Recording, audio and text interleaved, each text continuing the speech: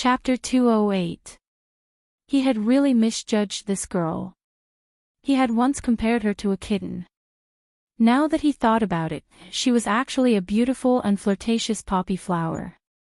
One couldn't help but sink deeper and deeper into it. Yun Shishir was quite frightened by this sudden action. She was a little embarrassed and even more frightened. She pushed his chest with all her might.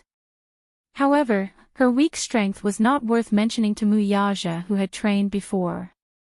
He only used one hand to bind her wrists. "Let go.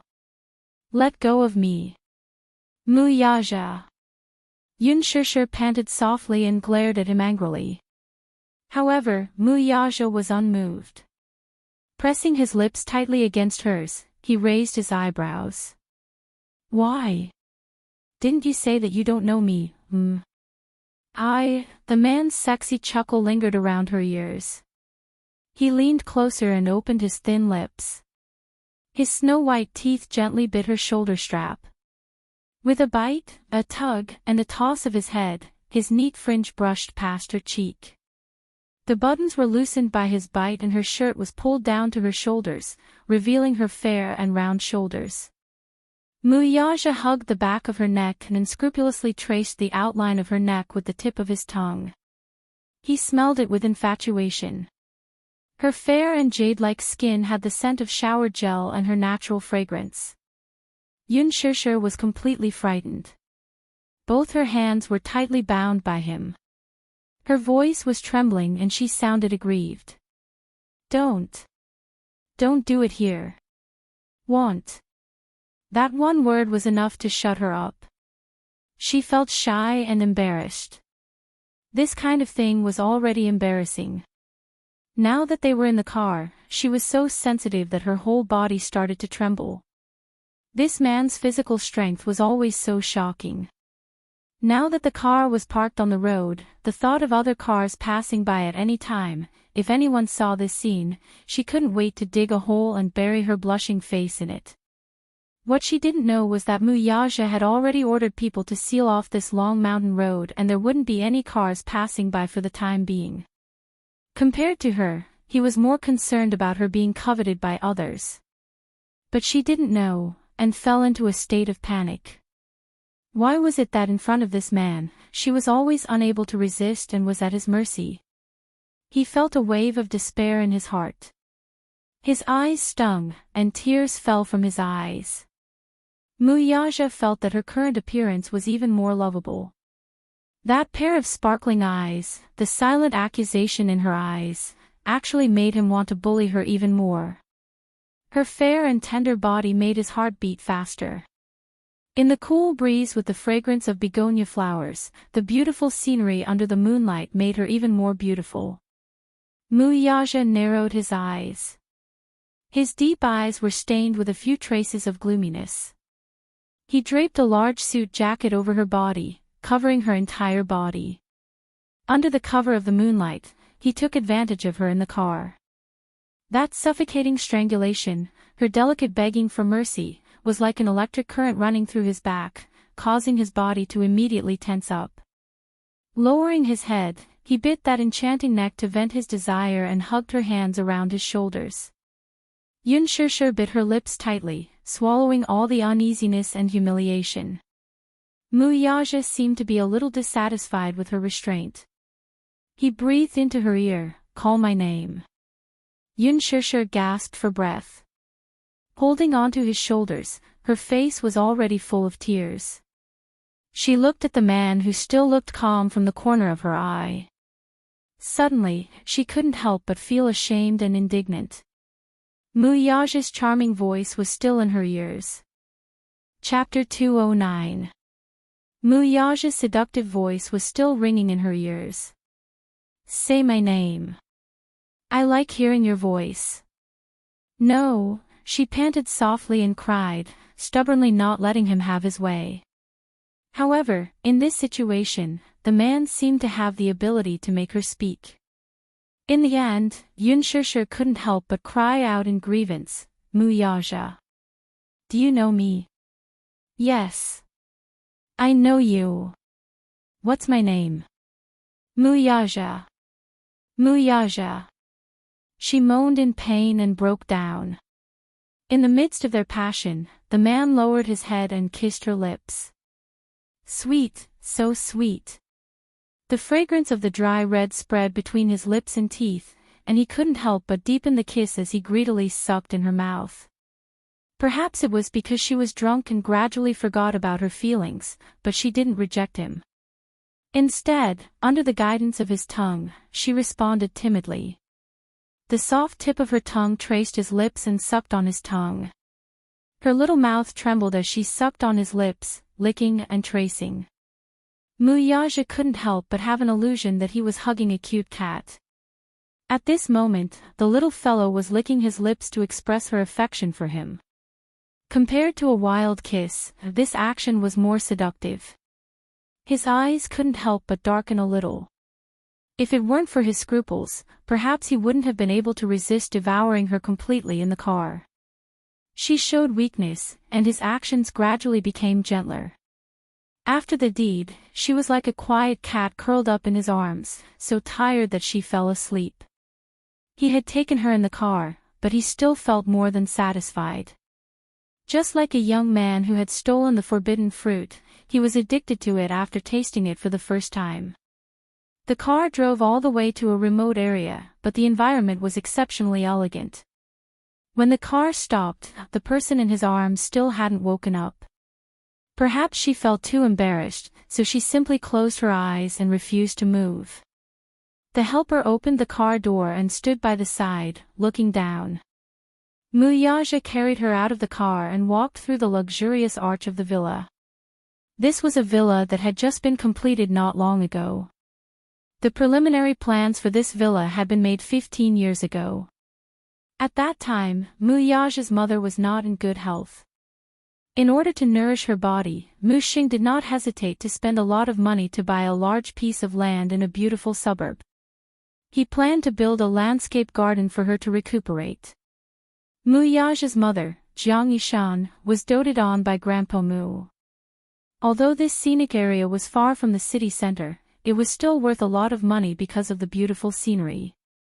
At that time, the old man even invited a feng shui master to do an on-site survey.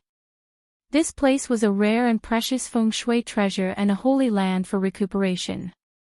Unfortunately, a beautiful woman had a short life. His mother passed away halfway through the villa's construction. Her death was a huge blow to Mu Xing, so the project was temporarily shelved. It was only when Muyaja came of age that construction resumed. A year ago, the villa was completed, but it still had not been named.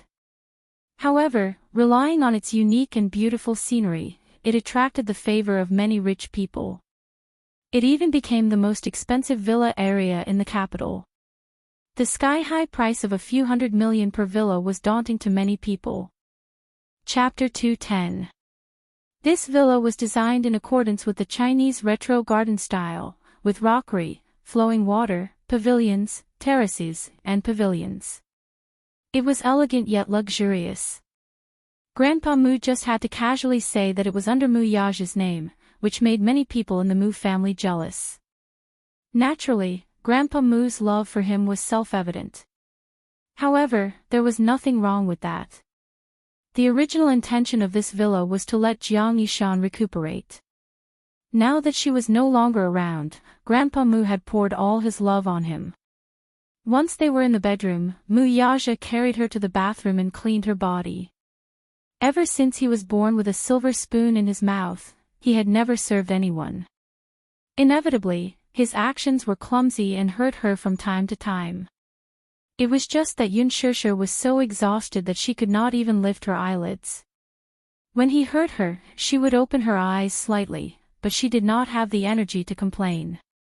When he wiped her body, the man realized that this woman was thinner than he had imagined. Perhaps it was because she had just been breastfeeding, but the areas that were supposed to be plump were rather round. However, he could only hold her wrists with one hand. Her well-defined collarbones were like two pieces of jade, and her pair of arms were so thin that it was as if he could break them with just a little force. Not to mention her slim waist, she was too thin. It was better for women to be a little plump. It seemed that she needed to be nourished well. Could it be that this woman did not gain weight no matter what she ate? How did she survive for the past 6 years? When they first met, she was not this skinny.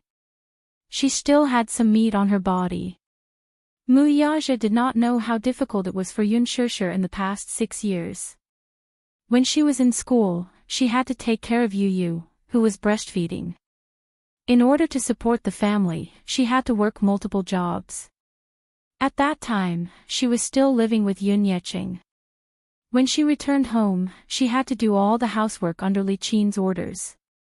For as long as Yu could remember, she graduated successfully, but because she had to take care of a child alone, she was treated coldly. There was no indomitable man in the family. As a widow and an orphan, she was discriminated against.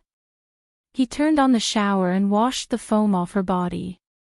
Then, he wrapped her in a bathrobe and carried her to the bed. Suddenly, a bell rang from the sofa. Muyaja was stunned and walked over. It was her phone that was ringing. She picked it up and saw little Munchkin's cheeky profile picture on the screen. The call was connected, and the childish voice of a child could be heard through the phone. "Mommy, my dearest mommy, when are you coming home?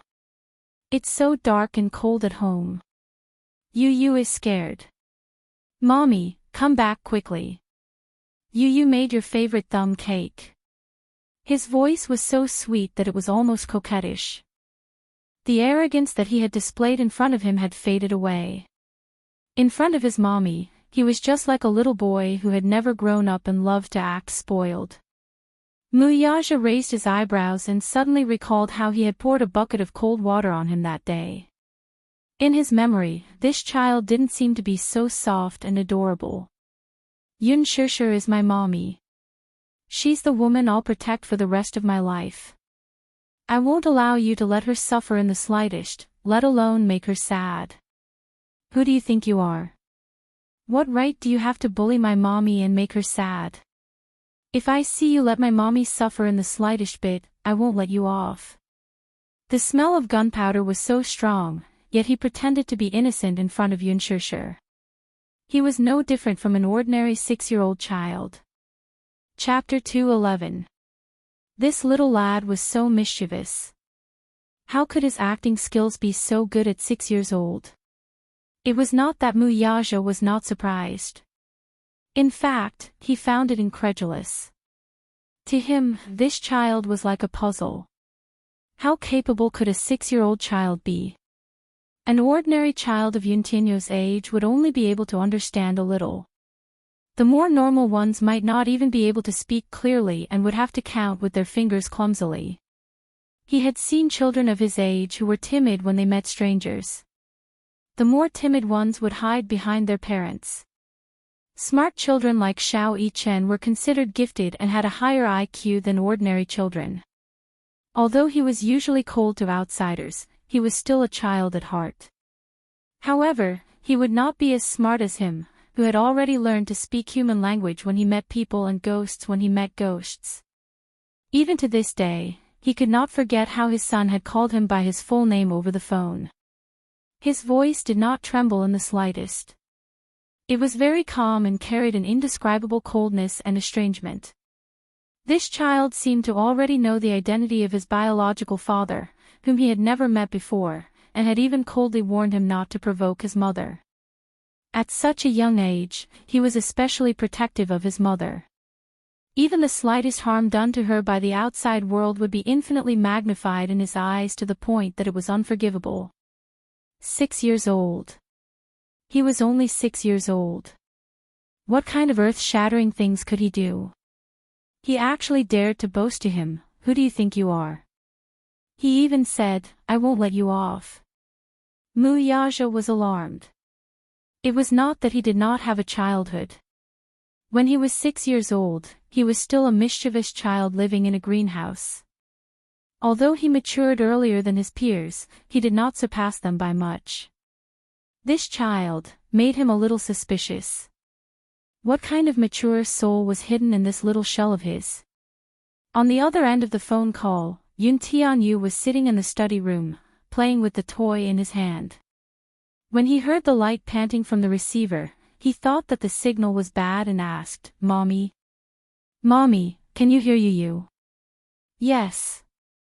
Mu Yaja spoke in a deep and mature voice.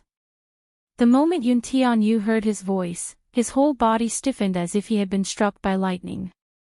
"You." Mu Yaja. Once the words left his mouth, it was no longer a childish voice. Instead, it sounded as mature as if two men were having a conversation, facing each other coldly through a microphone. He frowned in surprise and abruptly stood up from the chair, his fingertips trembling. "It's me." "Why, are you calling me by my name? What else should I call you?" Yun Tianyu sneered and suddenly questioned, "Why do you have my mommy's phone?" Shu Mu Yaja smiled. "Your mommy is already asleep. Keep your voice down. She's with you." Yun Tianyu's brows furrowed in shock. It was apparent that he had yet to recover from this fact. That was quite a shock. "Didn't I tell you not to provoke my mommy? Last time, didn't you give me a multiple-choice question?" Mu Yaja kindly reminded him. He was obviously in a good mood as he gave the answer. "I have a choice." Yun Tianyu stroked his chin and thought for a while. "Family or enemy, choose one." "Mr. Mu, I think you've misunderstood something," Yun Tianyu said coldly. "I regret it." Chapter 212. Mu Yaja could not help but laugh. Where did this child learn to speak so forcefully? Be it family or enemy, your choice has nothing to do with me. In any case, you are not my family. The little lad's voice suddenly deepened. "Return mommy to me. I advise you not to touch her." Yun Tianyu's voice was as cold as ice, making one shudder. His voice was obviously immature, yet his tone was extremely intimidating. Mu Yaja suddenly realized that even though they were from the same mother's womb, they could not be compared to each other. Compared to him, Xiao Yichen was practically a little angel. His blood flowed in this child's veins. His tone of voice was not inferior to his at all. Despite his young age, he was full of charisma. "You're not cute at all," Mu Yaja commented bluntly as he sat by the bed and reached out to caress Yun Shishir's cheek. "Humph. It's none of your business." Yun Tianyu calmed down quickly and paced back and forth slowly. Finally, he sat back on the chair steadily and took out a checkbook from the drawer. His good-looking eyebrows raised slightly. "Name your price?" Mu Yaja was stunned. "How much? How much do you want? Can you stay away from my mommy?" "How much?" Mu Yaja's lips twitched. Was this child holding a piggy bank and discussing the price with him?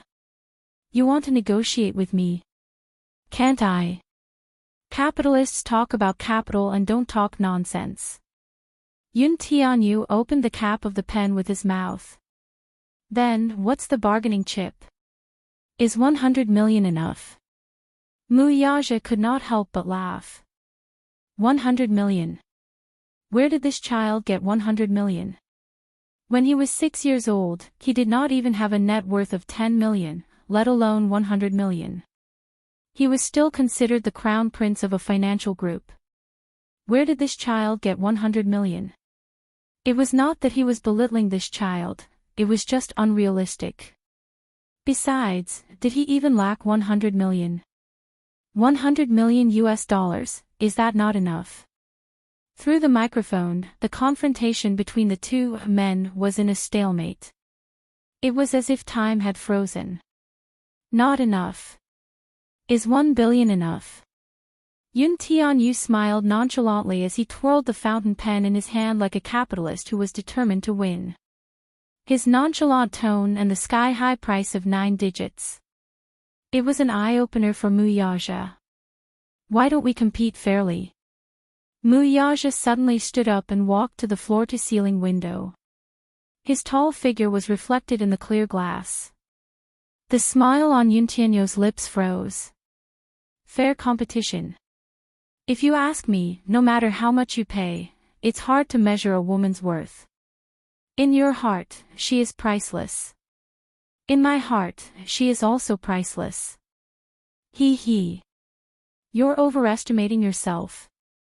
Yun Tianyu mocked him. Mr. Mu, between you and me, who do you think my mommy will choose? You lost. Oh. Why don't we wait and see, then? Hearing this, Yun Tianyo's expression slowly became uncontrollable.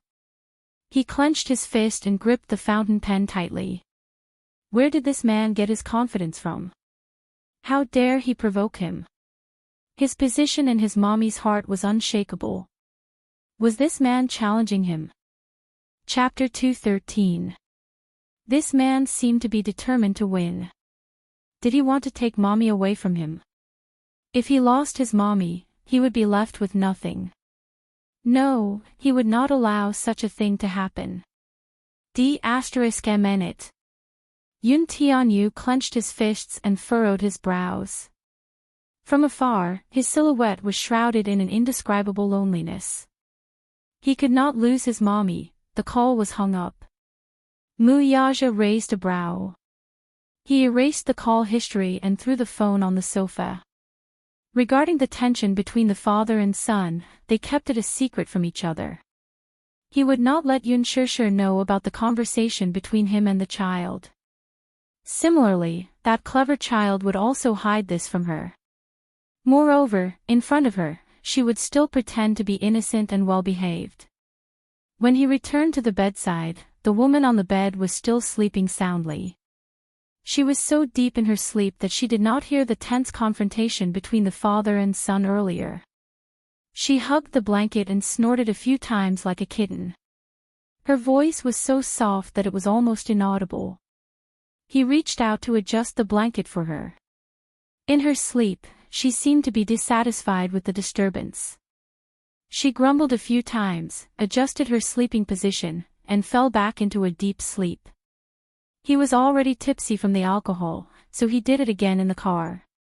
He wanted to go back here and continue, but she was exhausted. Her delicate face could not hide her tiredness, so he decided to let her go tonight. Yun Tianyo's question seemed to still ring in her ears. Don't provoke my mommy. The young child was like a small beast that had been threatened.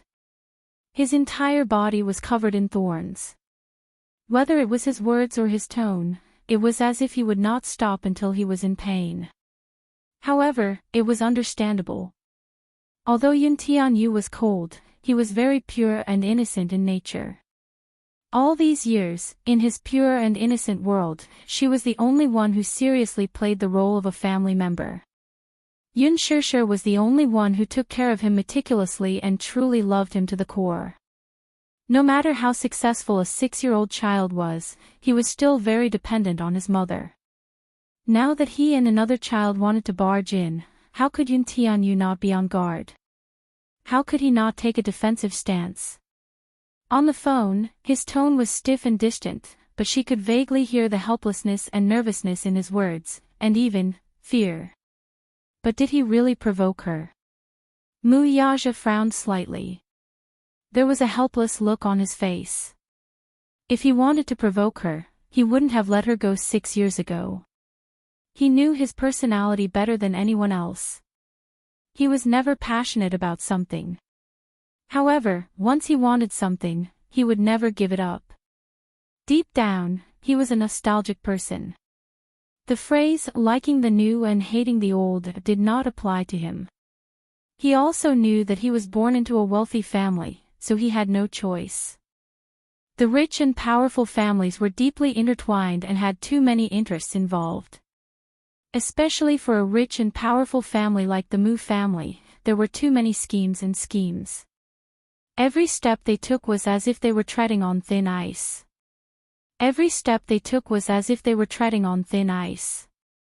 With his status, the women around him definitely wouldn't last long. Chapter 214.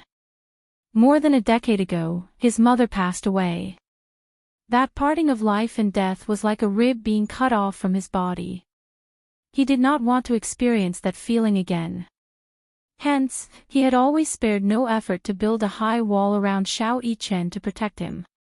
She was like a small fish to him. He had once let her go out of kindness, wanting to give her a free future. However, when they met again 6 years later, he could not let go of her no matter what. He was dissatisfied with her family. He originally thought that she would take that sum of money and run far away. Perhaps she would study abroad, or perhaps she would meet the right man while studying abroad and spend the rest of her life with him. However, it seemed that she did not have a good life in the past 6 years. Her life was bumpy, and there were 2 burdens at home. One was her adoptive mother, and the other was her sister, who was not related by blood. They were like 2 cruel leeches nailed to her, wanting nothing more than to suck her dry. 6 years ago, his assistant had revealed such a detail to him. Yun Shishir was initially unwilling to be a surrogate mother. During her first physical examination, a middle-aged woman was by her side. After some investigation, she found out that this woman was actually her adoptive mother. She was a filial girl. She had always been grateful to Yun Yicheng, who had adopted her. After all, he had never mistreated her, be it in terms of food or clothing. When her adoptive father's career was in crisis, she was also very anxious about it. However, it was her adoptive mother who first suggested that if she signed this surrogacy contract, she would be able to receive a sky-high reward. This could, to a certain extent, alleviate the financial crisis of Yun Yicheng's company. At first, she did not agree to it, thinking that it was too irresponsible. At that time, Li Qin was greedy for money and pressured her step by step. She even threatened her with death, saying that if she did not agree to it, she would not be able to continue living. Li Qin even threatened that if she did not agree to it, she would not be able to lead a good life in the future. Her entire family would be implicated by her. Yun Shishir felt guilty and humiliated. She had no choice but to sign the contract. When Li Qin returned home, she pretended not to know anything about it and even continued to humiliate her. Her heart was so vicious. When Mu Yaja first heard about this, he didn't take it to heart until the test report was sent to him. He took a look at her blood type and, for some reason, took a sample of her blood for comparison. There was news from the genetics department that the paternity test results showed that the possibility of her being the missing daughter of the Mu group was higher than that of her being the real daughter of the Mu group. Hence, Mu Wanru's identity was very suspicious. Mu Yaja had long suspected Mu Wanru's identity. However, this suspicion, in the beginning, had no basis at all. When Mu Wanru had just returned to the Mu family, Grandpa Mu had collected a sample of her blood and sent it for a paternity test. However, the results were not wrong. Therefore, even though the child did not look much like the mother, the Mu family did not doubt her identity at all. However, until the results of Yun Shishir's paternity test came out, the so-called no problem in Mu Wanru's paternity test became the biggest problem. Who was the one behind all this? Mu Wanru. Impossible. How old was she at that time? What ability did she have to steal the test report? Someone else must have done something behind this. Chapter 215. Who could it be? In fact, he had already suspected Mu Wanru's identity a long time ago. When Mu Yaja was still young, Mu Xing brought the 9-year-old Mu Wanru to him and told him that she was his future fiancée. Although he appeared nonchalant on the surface, he was very resistant in his heart. When Mu Wanru first came to the Mu family, Grandpa Mu was in a good mood and did not do a paternity test immediately. He only collected a blood sample and delayed the DNA test. It was only then that he realized that the girl's appearance seemed to be slightly different from her biological mother's. Be it in terms of eyebrows or facial features, they did not resemble each other at all. Hence, Grandpa Mu carried out the DNA test with a suspicious heart. At that time, Mu Wanru was still young and did not know anything about this matter. What could she possibly do at her age? When the test results were out, they were a perfect match. Even though Grandpa Moo found it strange, he did not take it to heart. He just thought that the child was still young and her facial features were not fully developed yet. When Mu Wanru reached adulthood, her facial features were already fully developed, but her appearance was worlds apart from that woman's. This aroused Grandpa Moo's suspicion once again. Mu Qingqing, that was that woman's name. She was an adopted daughter that Grandpa Moo had met when he was middle-aged. She was not related to him by blood. Mu Yaja did not know much about this woman. He could not find a complete version of her information. It was as if someone had deliberately sealed her past. This person was most likely Grandpa Moo. Most of Mu Qingqing's belongings were also cleaned up. Grandpa Moo was afraid that he would think of her when he saw them, so he sealed them in the basement. Only the jade pendant was left on him. He took it out at all times and stared at it in a daze. However, Mu Yaja did find out some clues about her background. Back then, in the capital, Mu Qingqing was just a lowly singer in the Paramount nightclub. At that time, before she was adopted by the Mu family, her stage name was Qingqing. It was said that she was an orphan and had no name. At that time, the capital was far from being as prosperous as it was now. However, with the economic reform, many wealthy families were quietly born. Even so, at that time, the Mu family, as a century-old wealthy family, was still the most powerful family in the capital. At that time, there was a bustling commercial street in the capital. Now, it was just a street of bars. At that time, bars and nightclubs had not yet become popular. Cabarets and dance halls were the most important places for the rich to spend time after their meals. The Paramount Karaoke was located in a bustling area and was one of the many properties under the Mu family's name. Paramount Ballroom was about to close down due to poor management. Later on, the owner of the dance hall somehow managed to find Mu Qingqing, his treasure. Not only did she have a naturally good singing voice, but she was also good at ballroom dancing. What was even rarer was that, just like her name, she had a beautiful face that could topple cities. She was unparalleled in her generation and was famous for a time. Because of this, as time passed, her status in the dance hall gradually rose. Even the business of the originally declining dance hall flourished. She even stole the business of the most popular dance hall at that time. Chapter 216. The other club owners were all itching to get their hands on this treasure. They all offered high prices and tried to get their hands on this treasure. This was a money tree that was guaranteed to bring in profits and never lose money. At that time, there were many people trying to steal her. However, Mu Qingqing was a woman who cared a lot about relationships.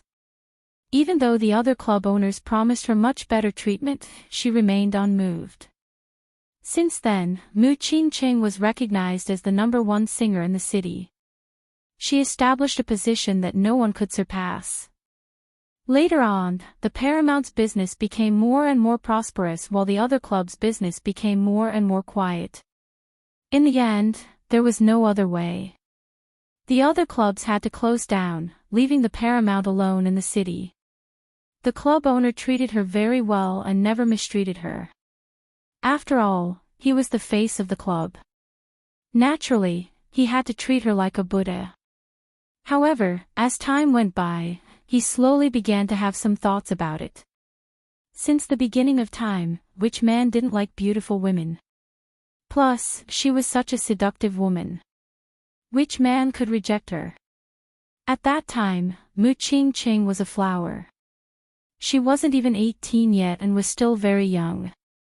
Without the makeup she wore on stage, she was like a lotus flower in clear water. Her entire body was filled with a fatal temptation. Once, when he was sending her home, he suddenly pounced on her at her door. Mu Qingqing didn't think he would have such thoughts and was shocked. Though she was a singer, she had a proud personality. In a moment of desperation, she was so embarrassed that she forced him to leave. He didn't get what he wanted and left angrily. However, she didn't know that this scene was secretly filmed by a tabloid reporter and published in the newspaper. Therefore, the rumor about the dancer's impurity became a hot topic in the city. In just one night, her life had undergone an earth-shattering change. Originally, in the eyes of the customers, she was sacred and inviolable. However, as her scandal spread throughout the city, her image fell. The customers began to touch her. Their actions became bolder and bolder, and they became unruly. Every time she asked for help from the director, because he was still holding a grudge, he turned a blind eye. Mu Qingqing was extremely aggrieved. She was suddenly tired of this deep water and hot life. She was also tired of being lost in debauchery. She was even tired of her own life. The rumors were getting worse and worse, and the customers were getting more and more unreasonable. Some of them even resorted to underhanded means to fight for the treasures. During the most difficult time, Mu Qingqing had no choice but to shamelessly ask for the protection of a man.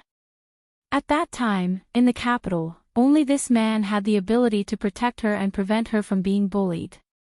This man was Mu Qingqing.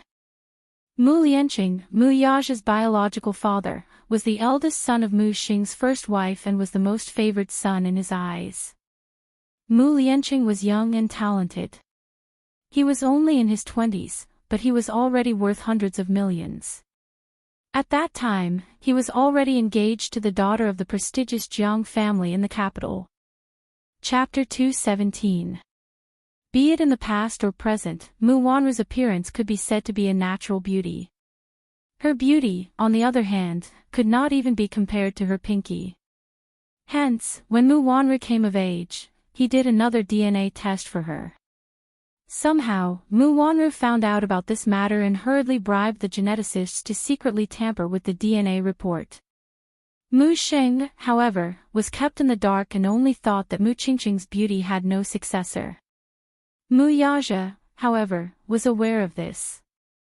Before Mu Wanru, he had gotten his hands on the DNA test report without anyone noticing. Hence, he had long known about Mu Wanru's fake identity. Poor Mu Wanru. She was smart for a while but foolish for a lifetime. She only knew that through simple tampering, she thought that she could deceive everyone and hide her identity to the end, continuing to be a rich young lady in a dignified manner. Alas, she had no idea what kind of person Mu Yaja was.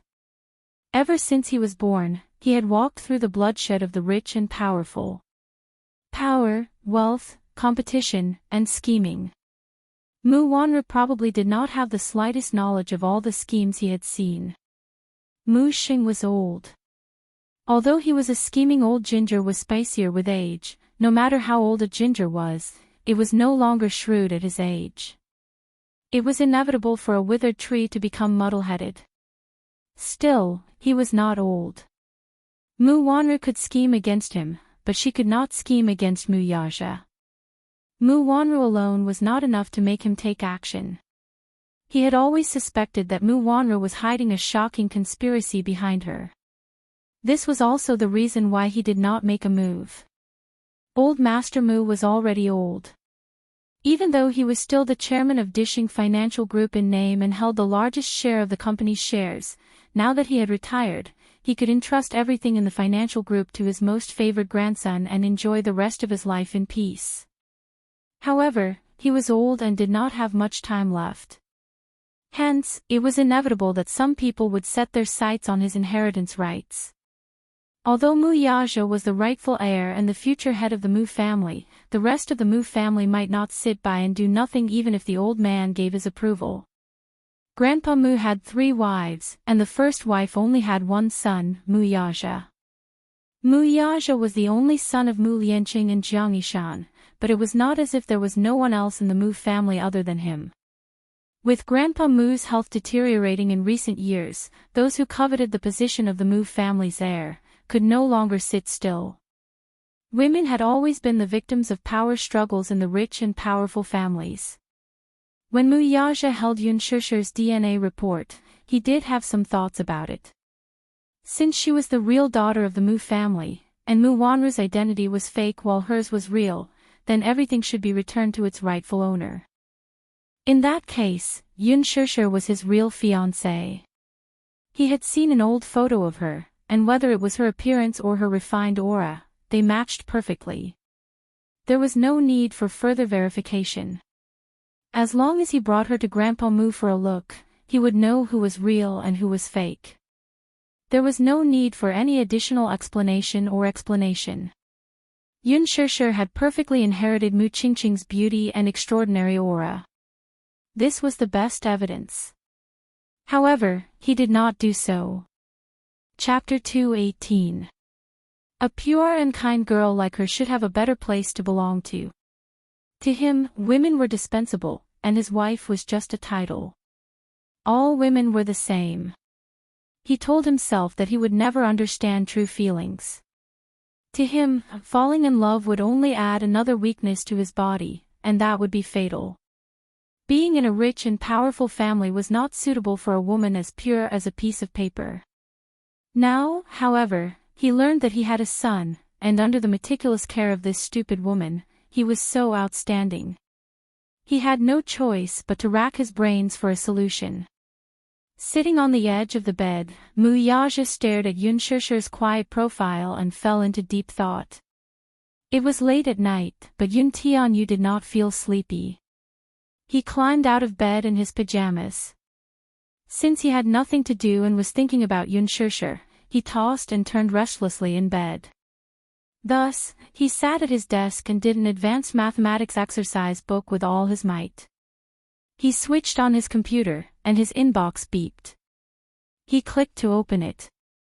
It was the information he had previously instructed Li Hanlin to investigate. Lu Jingtian. Her name was pleasant to the ears, but why was she so vicious?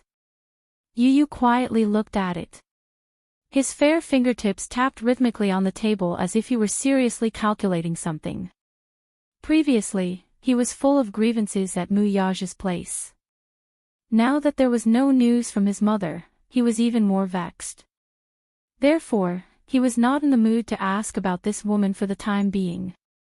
However, just as he was about to close his inbox, Li Hanlin sent him a few more emails.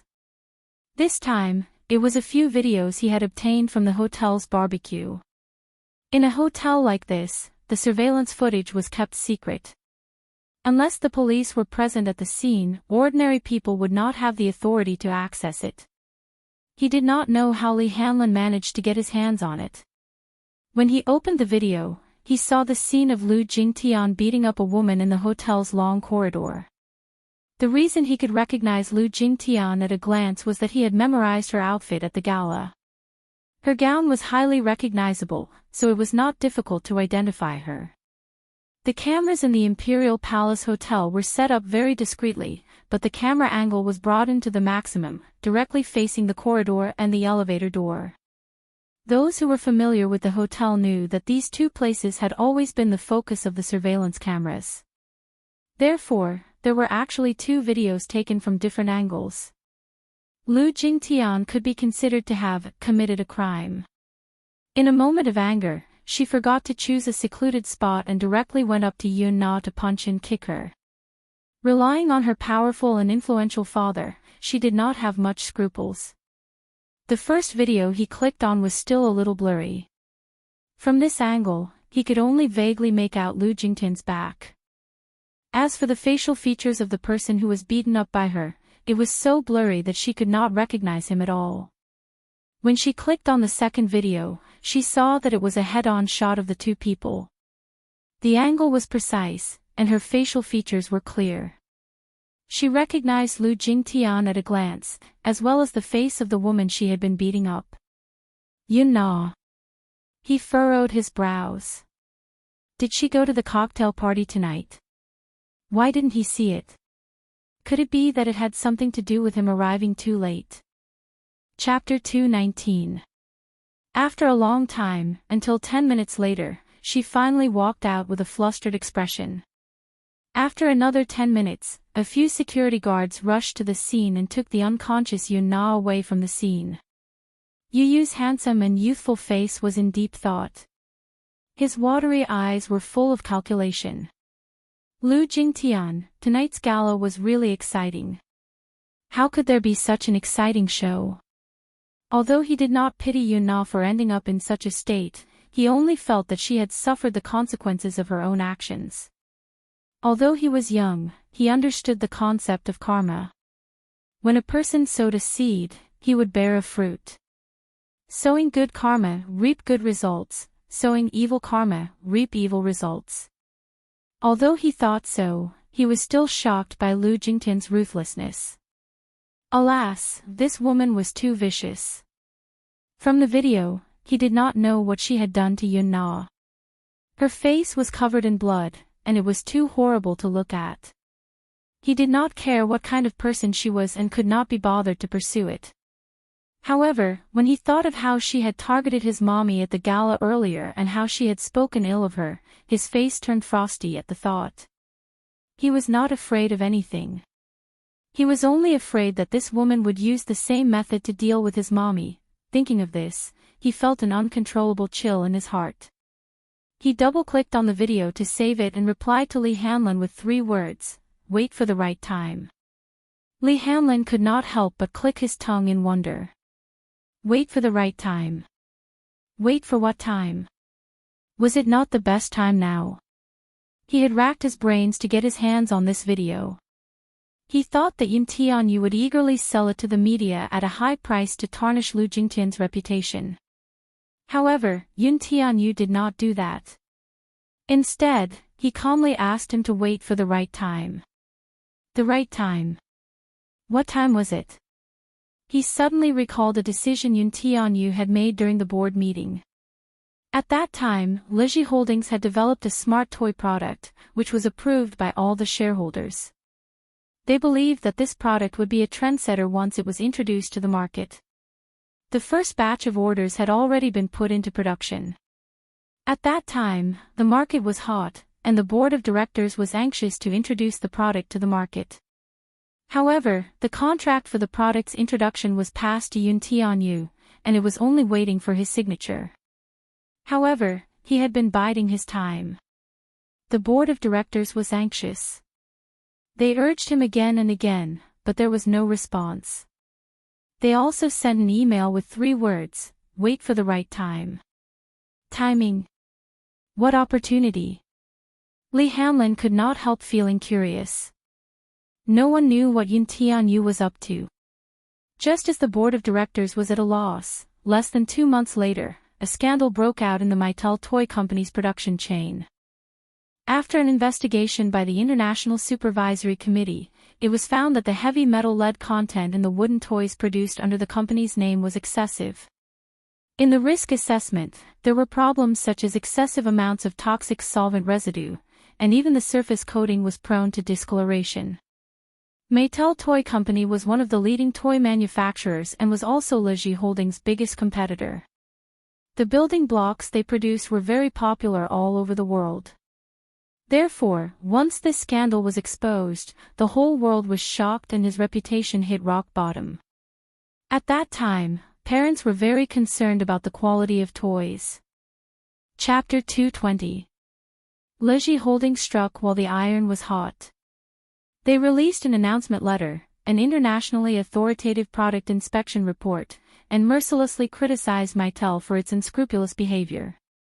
Because of this, Lizhi Holdings held a grand product launch using Mattel as a stepping stone and made a beautiful comeback. That quarter, Lizhi Holdings occupied a total of 60% of the global toy market. It was also after this incident that the board of directors was in awe of this mysterious shareholder. Yun Tianyu once said that he would not make a move easily, but once he did, he would not give his opponent any chance to make a comeback. When he said this, he was nonchalant, but thinking about it now, it was chilling.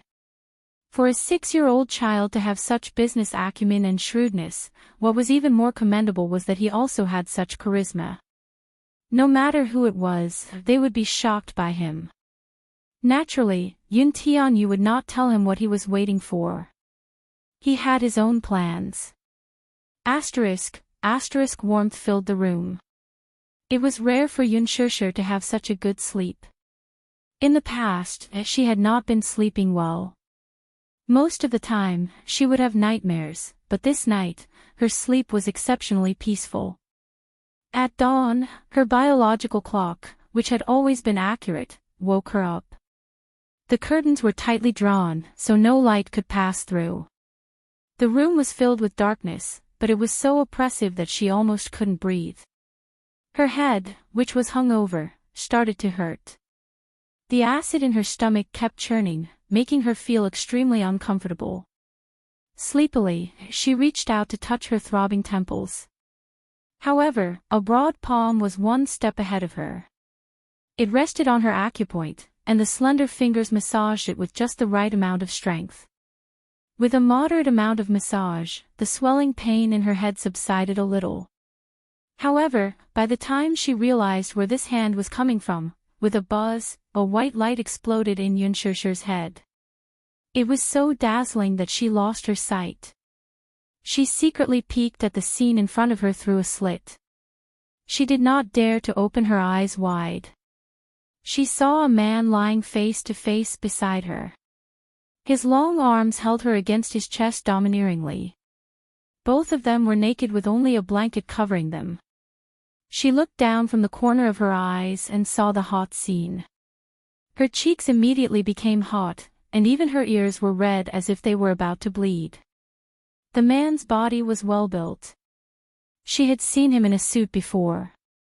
He was tall and slender, but she did not know that his body under the suit was so fit and well proportioned. This scene undoubtedly caused her mind to be in a mess. Messed up. Even her breathing was messed up. Yunshusher vaguely recalled last night's scene. That blushing and heart-pounding scene flashed before her eyes. She could not help but feel her throat tightened, and her breathing became difficult. Although she was not good at drinking, she could still vaguely. She could still remember her. In her memories, the man's holding her in his embrace, sat her, and they were so gentle that they seemed to melt into each other's flesh and blood. The more she recalled, the more. Her eyes could not help but redden. God, what stupid things had she done? She secretly blamed herself. She was clearly not good at drinking, but she still forced herself to drink a glass. That glass had caused her to be in trouble. How could she have been eaten up so cleanly just like that? Chapter 221. Sensing her slight movement, the man woke up as well. He had always been a light sleeper. When he was young, under Mu Xing's arrangement, he had entered the special military camp for special training. Hence, he had an amazing sense of danger. Even the slightest movement in his sleep would wake him up in an instant. "You're awake." Mu Yaja lowered his head and inched closer to her. His warm breath brushed against her cheek, causing her face to flush red instantly. His voice was hoarse and languid, as if he had just woken up from a dream. His deep voice was actually so magnetic. The man's question startled her, though, and her heart thundered. She did not respond and immediately shut her eyes tightly. Her whole body stiffened as if petrified, and she did not dare to move recklessly. This was her first time sleeping with a man. She was so nervous that she could not even control her breathing. One moment, her breathing was rapid, and the next moment, she held her breath. Her nerves were extremely tense. One must know that she had never been in a proper relationship before. She had not even held a man's hand before. This was her first time sleeping with a man on the same bed. She was so nervous that she did not even know where to place her hands. Mu Yaja could not help but laugh. This woman was actually pretending to be asleep in front of him. Her acting skills were terrible and could not even compare to her precious son's natural acting skills. He could tell at a glance that she was pretending to be asleep. "I know you're awake." Yunshusher's heart skipped a beat when she heard this, but she still kept her eyes tightly shut. She suddenly turned around and pretended to mumble incoherently as if she were sleep-talking. Her body, however, inched toward the edge of the bed, only wanting to get as far away from this vile man as possible. The man got up slightly and lazily propped his head up with one hand as he looked at her with a smile. It was as if everything she was doing now was just a meaningless struggle. Seeing that she had already moved to the edge of the bed and was about to roll off if she moved even a little more, he could not stand it any longer and teased, "Now you know to run away." Muyaja laughed inwardly. This woman was really stupid. He had already eaten her dry, but now she wanted to run away. Was it too late? The man reached out and scooped her up with his long arms.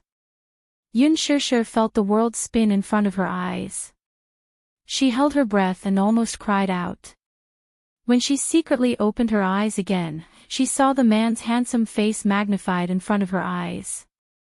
Muyaja flipped over and used his arms to support her. He held her under his body and enjoyed her incomparably shy expression. Yun Shishir was incomparably vexed. Heavens, why did she have to wake up? Why didn't she just keep sleeping? When she woke up, the situation was so embarrassing that she didn't know how to deal with it. "You're awake. Are you still pretending to be asleep?" Yun Shishir pursed her lips tightly. She was so embarrassed that she didn't dare to make a sound. She just closed her eyes tightly, trying to deceive him. But the man didn't seem to want to give her the chance. Muyaja's lips curled into a mischievous smile as he pinched her cheeks. "Open your eyes and look at me, okay?" He didn't use much strength. Yun Shishir clenched her teeth, but she still didn't want to open her eyes. Opening her eyes would only make her more ashamed and unable to show her face. On the soft king-sized bed, it was his world at that moment. She didn't want to open her eyes, but he had plenty of ways to wake her up. Chapter 222. Pressing down on her, in this position, he possessed her. Even though she was somewhat resistant and repulsed, her reaction was not as intense as the first time.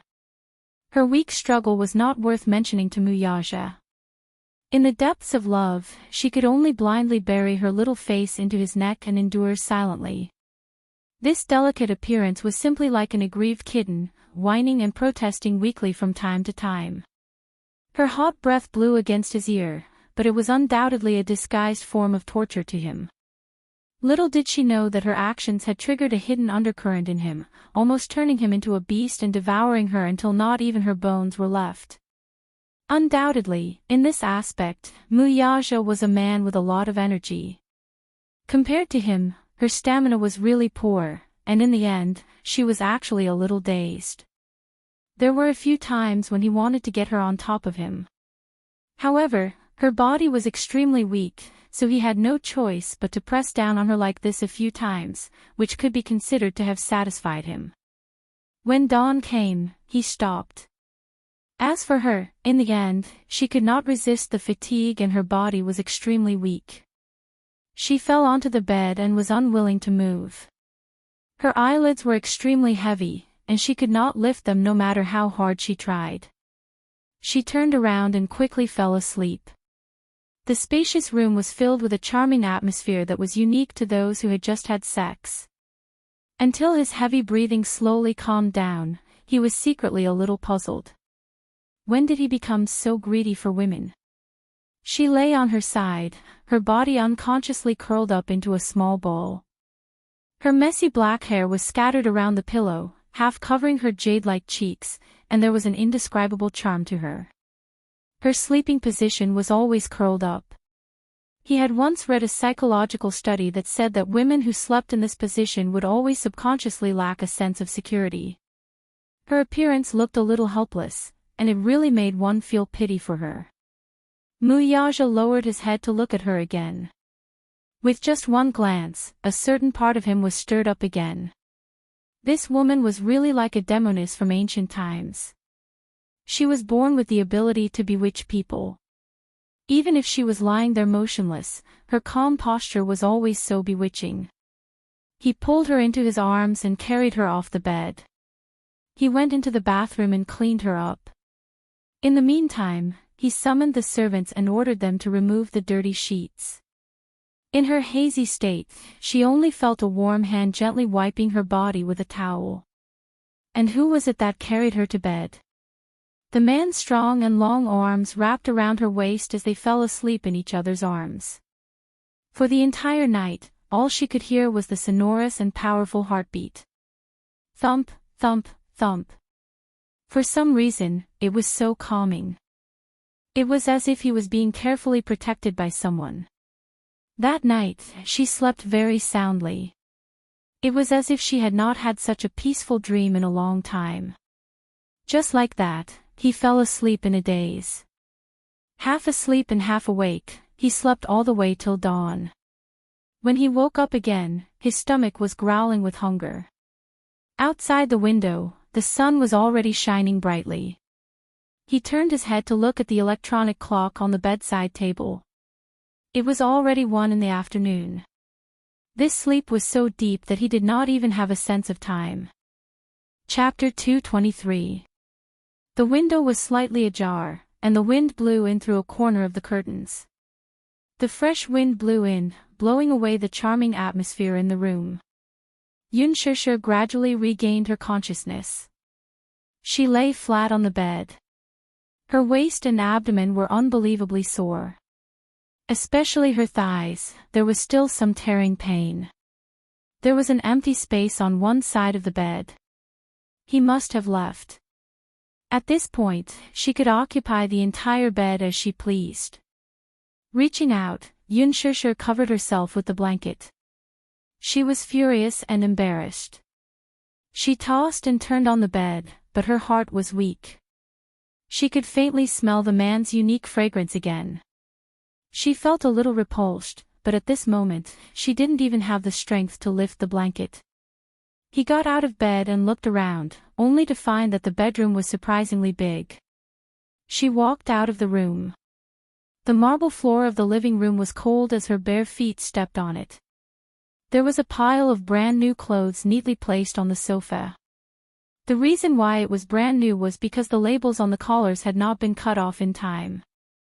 The clothes were all very beautiful. Although the style was simple, the quality was top-notch. Just by touching the material of the clothes, she could vaguely guess the price and brand of the clothes. Then, she lowered her head to look at the price tag of the clothes. They were all expensive brands, and most of them were luxury goods. Originally, she didn't want to accept the clothes that the man sent over. However, she lowered her head and looked at the bathrobe on her body. She couldn't always walk around in a bathrobe, so she took the clothes into the bedroom and changed. Just as she finished changing, her phone suddenly rang. She was shocked and walked over to pick up the phone. The incoming call was from Gu Xingze. She was slightly taken aback. Given the current situation, she even felt guilty to pick up this call. But why did she feel guilty? Yunshushu was conflicted. She didn't answer the call for a long time. After a few seconds, the phone rang again. It was still Gu Xingze calling. She pursed her lips and picked up the phone. Hello, Shushu. On the other end of the phone, Gu Xingze's voice was a little hoarse, but his tone was gentle. He was afraid that he would scare her. The concern in his voice could not be concealed, causing her eyes to become slightly hot. She walked to the window and pulled the curtains wide open.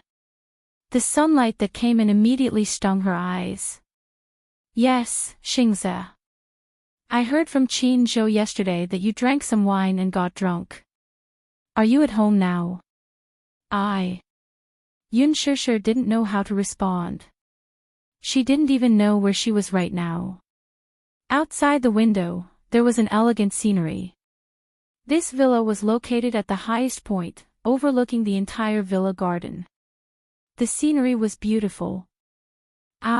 It's good that you're home safely. Did you just wake up? On the other end, Gu Xingze mistakenly thought that she had just woken up and said, I'm downstairs. Would you like to have a cup of tea with me? Yunshushu was shocked and blurted out subconsciously. I'm not home. There was a long silence on the other end. Where are you? Gu Xingze was a little confused. The car was parked downstairs. He got out of the car and looked up at the dark window of her house. He frowned slightly. Where are you? I'll come and pick you up. Chapter 224. Yeah. Gu Xingze wanted to say something but stopped himself. He only responded with a hum. He wanted to say something, but he realized with frustration that he was in no position to say anything. Yun Shishir was also very embarrassed. They were separated by a phone. They could hear each other's breathing through the phone. Both of them were silent for a while. It was a long silence. It was as if time had stopped. That was until she heard Gu Xingze's faint sigh from the other end. Shishir, don't be afraid. Yun Shishir widened her eyes in surprise. Are you with him?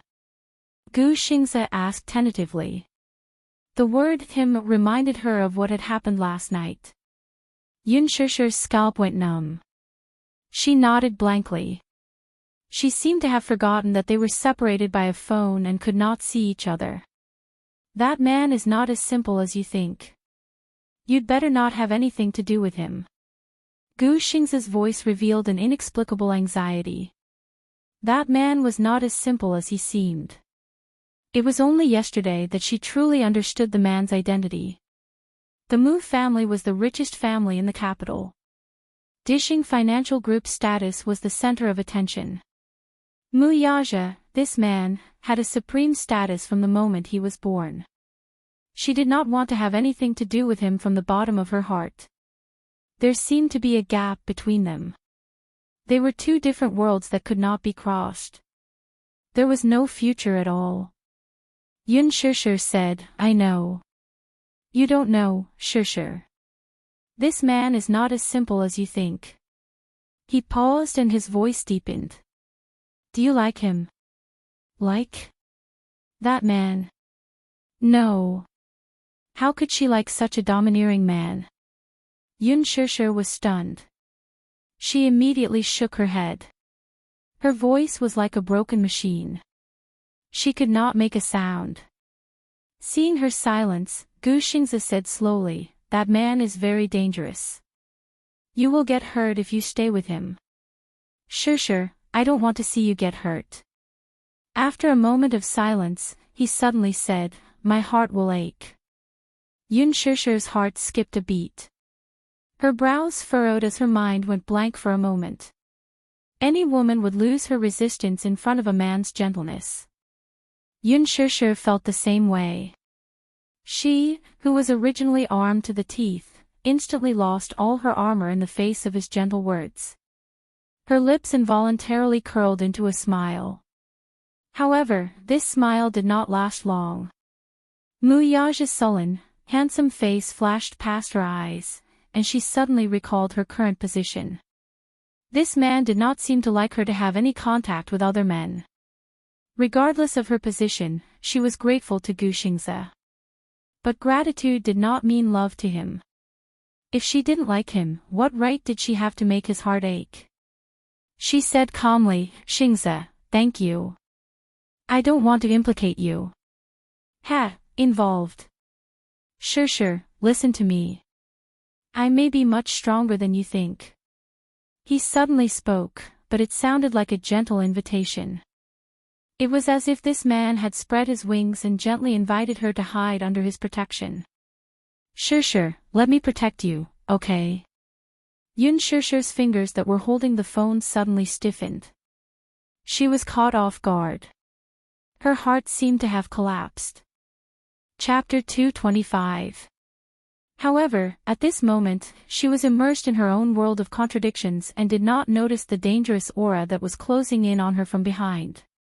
It wasn't until her phone was snatched away by a large hand that she jumped in shock and reacted. She turned around, only to see the cold and silent man standing behind her. He was looking down at her with an extremely cold gaze. The coldness at the corner of his lips and the sharpness in his eyes revealed that this man was dissatisfied with her at this moment. Shishir, are you? Gu Xingze's worried voice came from the phone.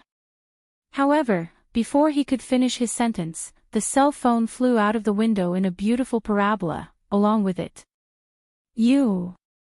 Her eyes widened in shock as she watched her phone fall to the ground and shatter into pieces. A chill slowly crept up her heart. The sound of the phone breaking into pieces was heard and she trembled slightly. She bit her lip and her shoulders heaved up and down. The man pulled her back by the shoulder. His tone was cold and clear, but his pair of deep eyes hid too much anger. I thought you were a sensible woman. Yun Shusher's chest heaved up and down. It was obvious that not only the man, but she was also angered by his actions. When did this man come in? Was he a ghost? How did he suddenly appear behind her without making a sound? This phone was the one that Mu Yaja had broken her phone and gave her a new one. It was currently the best phone among all the brands. She did not feel sorry for it, but she had used this phone for some time and there were many precious photos of Yu in it. Before she could upload them to her computer, this man had smashed it. This phone was very exquisite, but it had been smashed into pieces by this man. It showed how much strength he had used in his hands and also how angry he was at this moment. Yun Shusher, too, was infuriated and pushed him away angrily. This is too much. Inexplicable, truly inexplicable. Why are you acting crazy for no reason? She was furious, and all the anger that she had accumulated last night was unleashed. She had always been a gentle person. She knew when to advance and when to retreat. She also knew that she had always left people with leeway. She rarely got angry, and it could even be said that she had a very good temper. She rarely got into disputes with others. This was because Yu had once said that he liked the way she smiled. So, she tried her best to control her temper. But, however, this man had gone too far time and time again. After the outburst of anger, Yun Shusher walked around him and headed for the door. Mu Yaja grabbed her arm. Where are we going? Go home. Back to my home. Go home. Not necessarily. The man sneered. Are you going to look for him? Gu Xingze, the man who can protect you. So what if I look for him? It's none of your business. Anyway, I don't want to stay with a lunatic like you. Yun Shusher gritted her teeth and glared at him with her red eyes. She shook off his hand forcefully. She was caught off guard and was pulled back by the man. The back of her waist hit the windowsill. The sudden pain caught her off guard and she cried out in pain. Mu Yaja, are you crazy? You appeared behind me silently and got angry for no reason. Are you crazy? Chapter 226. Woman, don't you know your own identity? Do I have to remind you of your current identity for you to understand what you should do and what you shouldn't do? My identity. What's my identity? Tell me, what's my identity? Yun Shusher flew into a rage out of humiliation. She seemed to understand the meaning of the man's words in an instant. She grabbed his collar with both hands and said in a trembling voice, You mean, I'm your lover, your woman, and your possession. Is this the identity you're talking about? Mu Yaja looked down at her from above. His expression was cold, but he didn't say anything. It was as if he acquiesced to her questioning. Yun Shusher laughed coldly all of a sudden. Mu Yaja, how can you be so overbearing? What do you take me for? What do you take me for? Your toy. Your personal item. Do you want me to come and go as you please? Isn't that the case? The man retorted coldly. He was obviously agitated by her words and his face was ashen. Your little mouth is so fierce.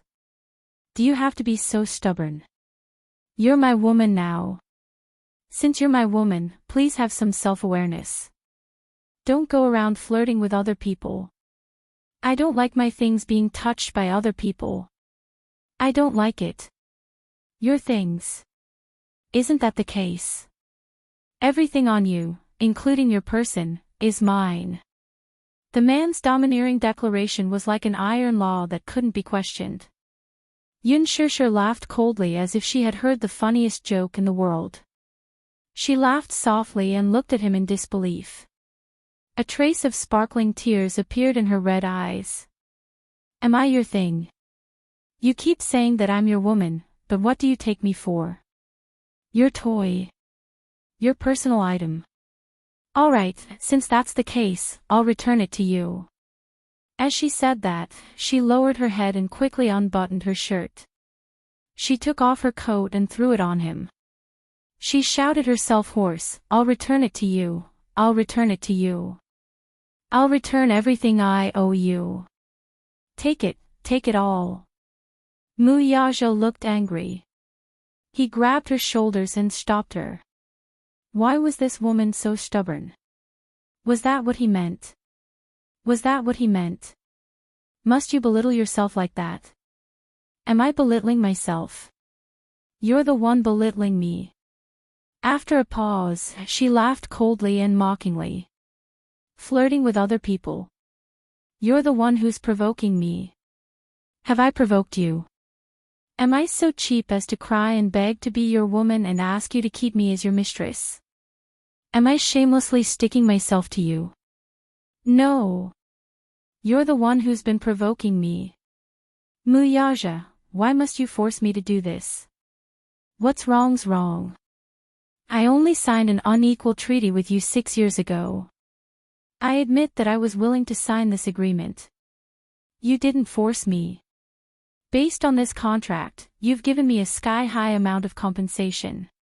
But I used my rights as a mother in exchange for your reward. If my father wasn't in danger, do you think I'd be willing to do this? 10 million. 100 million. Can I get my child back? Can I get my rights as a mother back? I'll give you 100 million and you'll give me your child. Are you willing? Are you willing? Chapter 227. Her confession was like a sharp knife that cut open the sadness that she had tried so hard to hide, causing her to bleed profusely. She had drifted from place to place since she was young, and she had never even seen what her biological father looked like. As far as she could remember, she only knew that she had a mother, but this closest relative had left her when she was still young. She finally had a family. Although Yun Yecheng was not related to her by blood, he had still given her a family. Even if the members of this family were not friendly to her, she had never lacked for food and clothes. Repaying kindness was a principle that she had always believed in.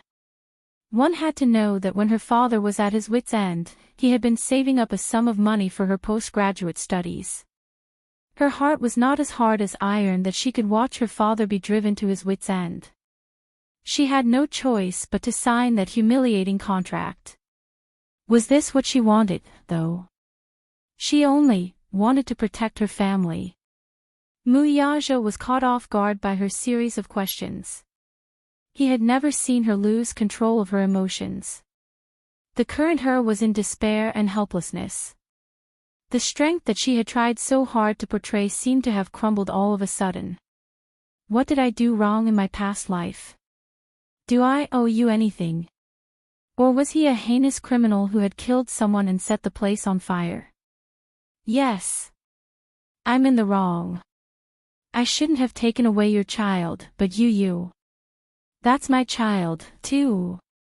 I'm willing to take responsibility for the breach of contract.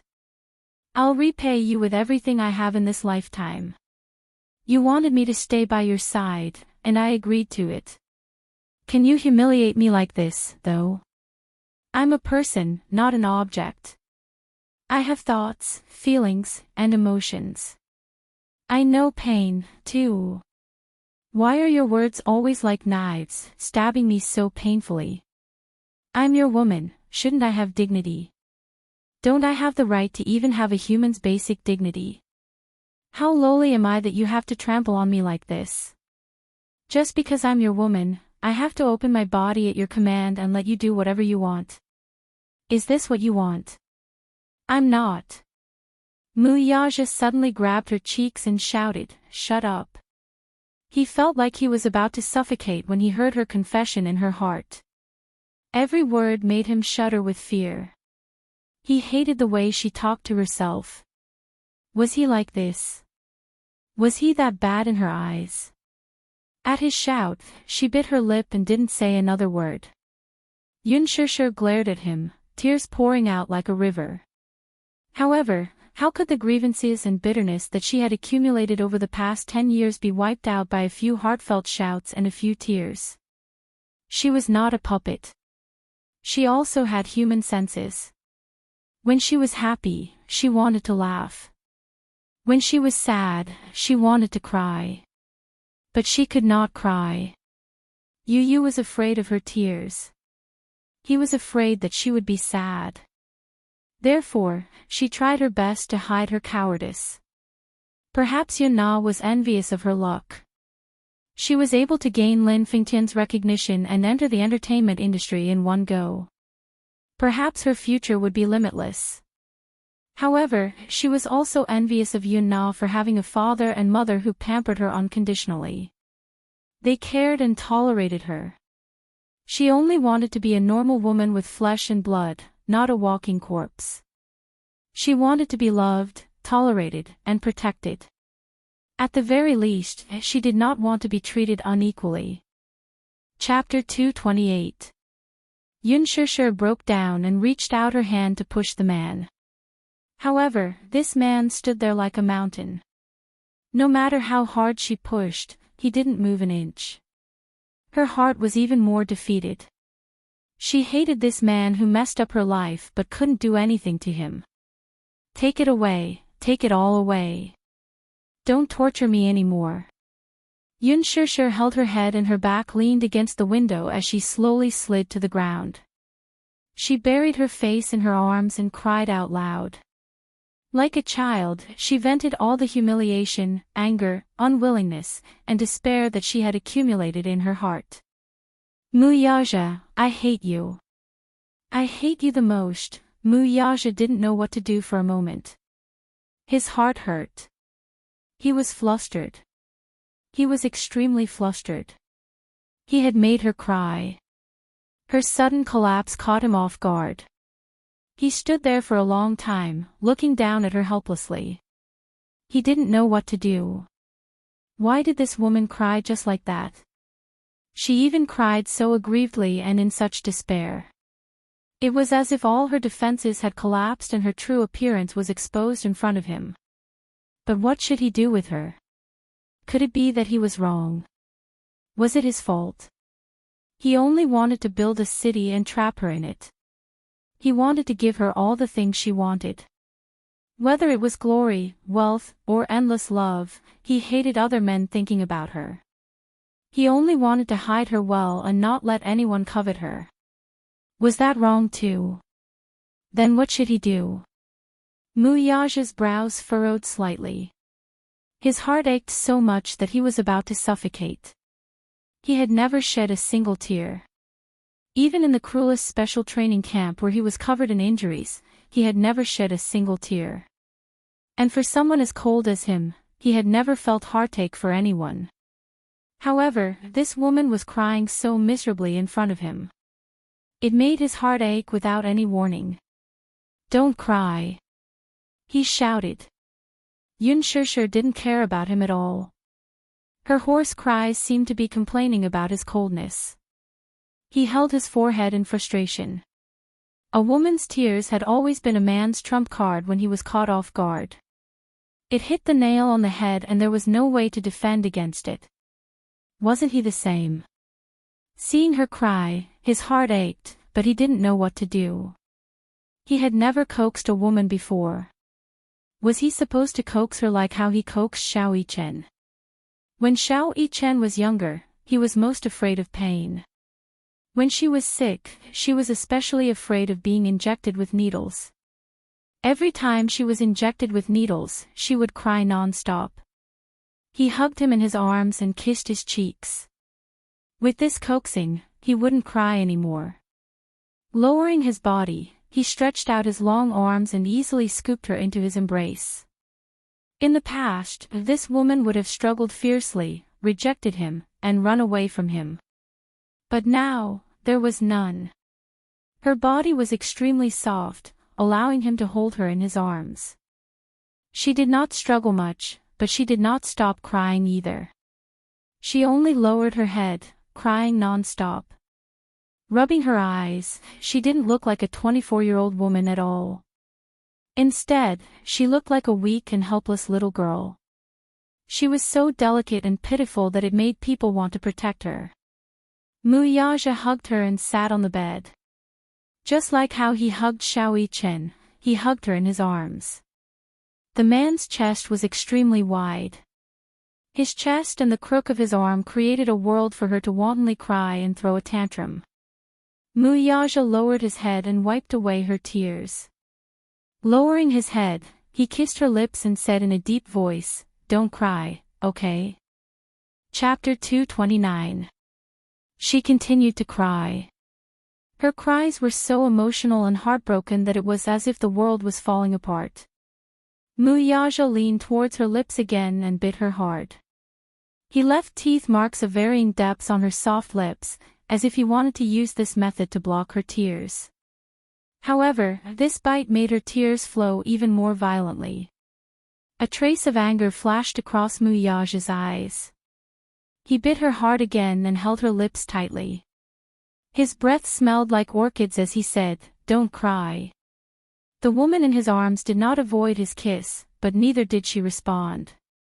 She just held her face in her palms, unwilling to look at him or respond to him. The man frowned. This was a silent protest. Was she protesting against him? Protesting that he did not understand her feelings and did not know how to judge the situation? Or was he not gentle enough and could not be like Gu Xingze and give her a strong hug when she was weak? Thinking of Gu Xingze, he felt anxious for no reason. Damn it! Woman, when are you going to stop crying? He glared at her, but she ignored him. She buried her face in her palms and he did not know what expression she had. Muyaja's eyes narrowed dangerously. He reached out and grabbed her hands that were covering her face. He slowly pulled them away, revealing her face that was drenched in tears. Her entire face was flushed red, especially her eyes. They were red and swollen as if they were bleeding. Her face was wet with tears, but the tears in her eyes continued to flow out rapidly. It was really confusing. Where did all these tears come from? Was this woman really made of water? How could tears flow out of her eyes so continuously? He could not help but lower his head and kiss away the tears at the corner of her eyes. It was salty, warm, and had an indescribable bitterness. Muyaja lowered his eyes and kissed her lips again. This time, it was not as rough as before. He only lightly touched her lips. Lowering his head, he could not stop kissing her tears. His kisses landed on her forehead, the bridge of her nose, the tip of her nose, her cheeks, and finally landed on her lips. This time, he kissed her deeply and did not leave. His gentle kiss was not as forceful as before, nor was it as deep as it had been before. Instead, it was just a light peck on her lips. Even Yun Shishir could not help but be taken aback by the unprecedented tenderness in his kiss. The man's kiss was full of affection, gentleness, passion, and delicacy.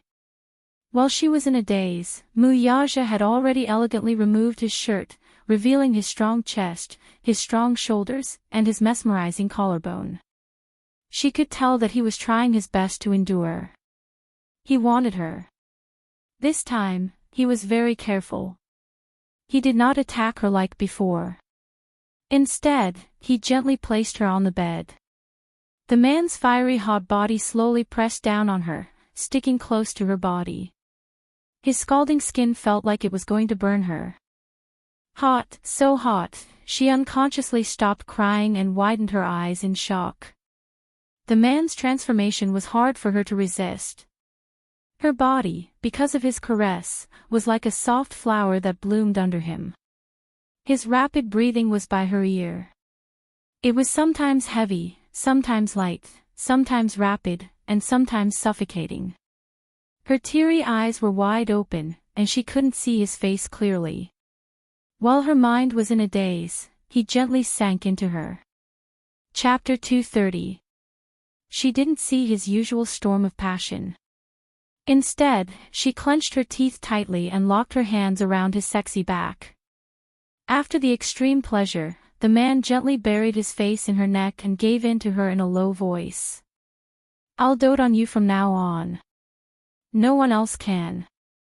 Yun Shishir was stunned for 2 seconds. She looked at his face with tears in her eyes.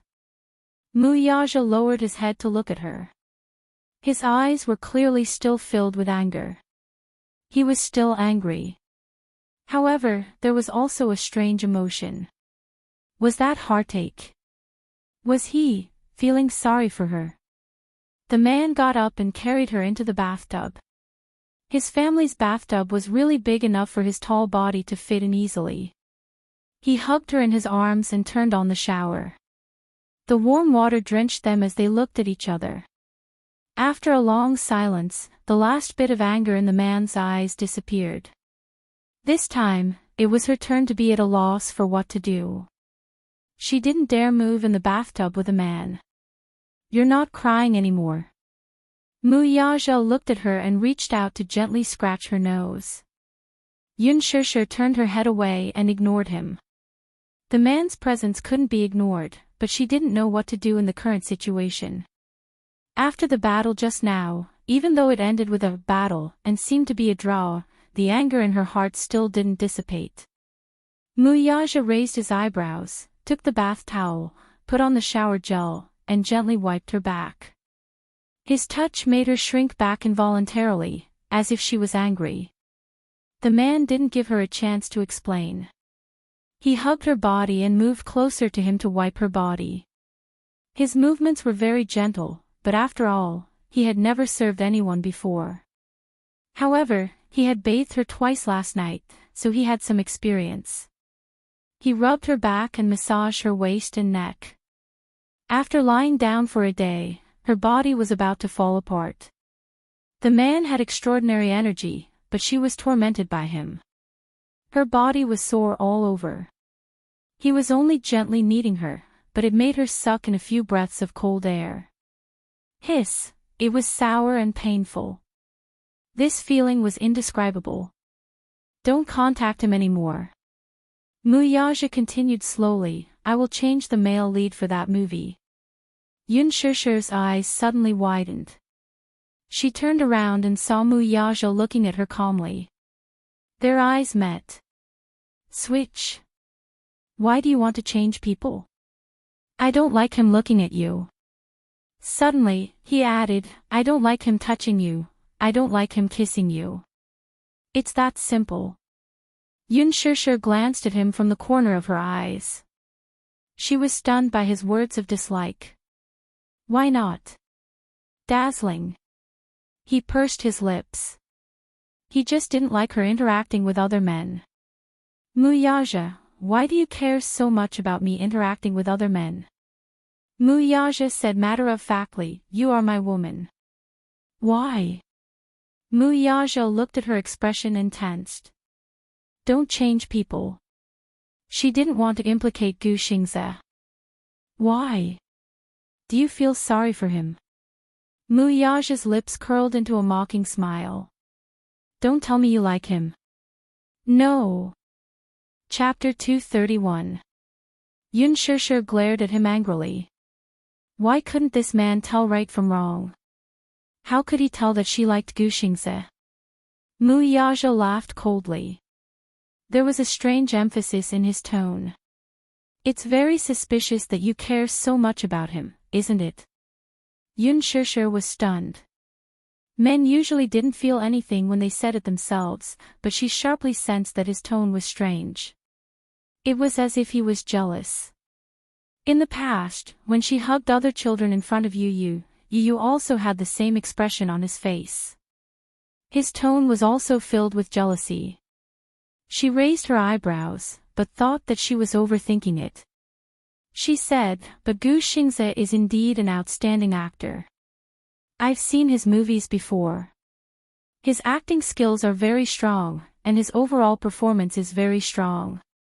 After all, he has been in the entertainment industry for 10 years.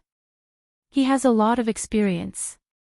She continued talking to herself, but she didn't notice that a certain man's expression was constantly changing. He stared at her. When she mentioned Gu Xingze, his eyes couldn't hide the respect and admiration he had for Gu Xingze. In his heart, he was a little unhappy. He got up slightly and leaned his broad upper body towards her. He lifted her arms up high and held her palms, trapping her between the wall and his chest. He suddenly got up, causing the water in the bathtub to overflow and soak the floor. Yun Shishir widened her eyes in shock. Her arms were lifted high above her head. She wanted to struggle, but his arms were much longer than hers. She couldn't resist at all. Behind her, her back was pressed against the cold tile surface. A bone-chilling coldness spread from her skin to her limbs. In front of her was his scorching hot male chest. If women were made of water, then this man's body was probably filled with raging flames. His scalding skin was sticking close to her naked body. Her back was 9 feet of ice, but in front of her was a raging inferno. It was as if she was in the midst of ice and fire. You! What are you doing? She glared at him angrily. She didn't know what was wrong with this man. Mu Yaja stared intently into her eyes. His deep, almond-shaped eyes narrowed dangerously as he spat out a few words from his thin lips. They were as cold as ice cubes. Are you admiring other men in front of me? Yun Shishir retorted, isn't that so? Gu Xingze is gentler than you. He's more romantic than you. Moreover, he's talented and has always taken good care of me. Ha! Then is he as handsome as me? Is he as wealthy as my family? He pursed his lips in disdain and rebutted her with a serious expression. The anger in Yun Shishir's eyes suddenly dissipated. The man in front of her was suddenly very serious. He was like a kindergarten child who was trying his best to compare his wealth. Just like the 4-year-old Yu, when she was carrying the neighbor's child, she also questioned her in a fit of pique. Mommy, why are you carrying another child? Is he cuter, prettier, and smarter than me? Does mommy not love me anymore? She was like a pitiful puppy biting its tail in front of her, complaining that she was giving her love to another child. The difference between her and Yu was that even though Mu Yaja pretended to be disdainful, she could tell that this man cared a lot about her evaluation of other men. Chapter 232. Mu Yaja, you're really like a child. Shut up. Mu Yaja's face stiffened as he said coldly.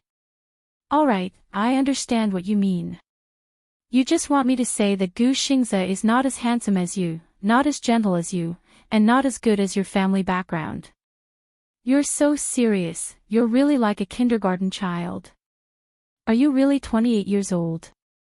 Mu Yaja glared at her coldly, grabbed her chin, and bit down hard. You sharp-tongued little thing.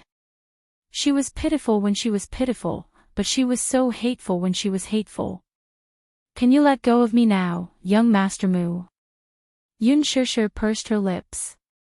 If you continue to be like this, I'm going to be crippled by you. It's best if you're crippled. Mu Yaja said coldly, but he let go of her and leaned back lazily. Yun Shishir rubbed her wrists unhappily. This man was really strong. She couldn't tell that he was so well built under his suit because he usually dressed so well. However, before she could relax and sit down, the man's arm stretched out slightly, grabbed her waist, and pulled her back to his chest, splashing water everywhere. Yun Shishir fell on his chest and couldn't help but glare at him angrily. Mu Yaja looked at her and suddenly felt that this girl was so cute even when she had a piercing gaze. If you want to keep his role, sure. But... She looked at him in surprise and stopped abruptly midway through his words. But what? I'll tell Lin Fengtian when the time comes. Mu Yaja's lips curled up as he spoke. Even though the biggest investor for The Green Apple was not Huan Yu, it did not mean that he did not have a say in the casting of the film. Huan Yu Corporation was the one who had filed a case with the film and television headquarters for this movie. The initial funds for the preparation were also provided by Huan Yu Corporation. When Lin Fengtian invited Gu Xingze to act in the movie, it was also with his approval. After all, he was a capitalist. Investing in a movie was also a business. Naturally, he would not do a losing business. Gu Xingze's box office appeal was not to be underestimated. If he was cast as the male lead, he would at least hold up half of the box office. However, he did not expect that Yun Shishir would be the female lead. At first, he did not get involved in the casting of the female lead. However, the interaction between Gu Xingze and her at the cocktail party last night was too much of an eyesore. He was a businessman, but he was also a man. In his heart, he had already placed Yun Shishir under his name. Naturally, he didn't want any other men to covet her. As a man himself, how could he not see that Gu Xingze cared too much about Yun Shishir? Was this how a senior valued a junior? This was clearly a man's intention towards a woman. Mu Yaja already had a plan in mind. However, later on, when Lin Fengtian received Mu Yaja's 3-point agreement, he was completely confused. At first, he thought that Mu Yaja had specifically asked him to take care of Yun Shishir. Naturally, he agreed without thinking. Even without Mu Yaja's request, he would have taken good care of this newbie. This was because he personally acknowledged this newbie with unlimited potential. However, when he read out the first few terms of the 3-point agreement, blood rushed to his head. What bullsh** T was this? Chapter 233. In Mu Yaja's list, the first 3 were: 1. No kissing scenes. 2. No bed scenes. 3. No hugging scenes. 4. Just the first 3 points alone made Lin Fengtian so angry that he almost vomited blood. What did that mean? Forget about the second one. No kissing, no holding hands, and no hugging. Was this still filming? Did they have to find a body double to complete the scenes of kissing and holding hands in a teen film? When he found Mu Yaja to protest, the latter sat at his desk and did not even look at him. He said coldly, "Shoot if you want, otherwise get lost." Lin Fengtian was so angry that he almost had a stroke. What could he do? What else could he do? Who was Mu Yaja? He was the crown prince of Dishing Financial Group. Everyone in Huanyu Entertainment had to follow his orders. What was the use of his protest? However, this was a story for another day. Yun Shishir did not know what Mu Yaja was thinking and thought that he had agreed. However, she heard him say, "But there is a condition." What condition? Mu Yaja's thin lips curled into a charming smile. He said clearly, "Kiss me." Yun Shishir was stunned. Then, her cheeks flushed. You, 1, hey, Mu Yaja. 2. His expression was calm as he counted slowly. He was so relaxed that he looked like a high and mighty monarch waiting for her obedience. Yun Shishir was flustered and exasperated, but there was nothing she could do. She slowly inched closer to him. Ripples appeared on the surface of the water. Their bodies were gradually pressed together. She held his face in her hands and planted a gentle kiss on his warm lips. When she raised her head, she saw the man's pair of pitch-black jade-like eyes, igniting a cluster of flames. Yun Shishir's shoulders trembled. His eyes were very deep and dark, hiding a trace of desire that could not be seen. She couldn't tell, but she could tell that he was hiding something. Thus, the two of them faced each other like this. She did not dare to move at all. That's it. What else? Yun Shishir frowned. Woman, your kissing skills are really bad. Mu Yaja criticized mercilessly. I'm sorry, do you want me to practice with other men?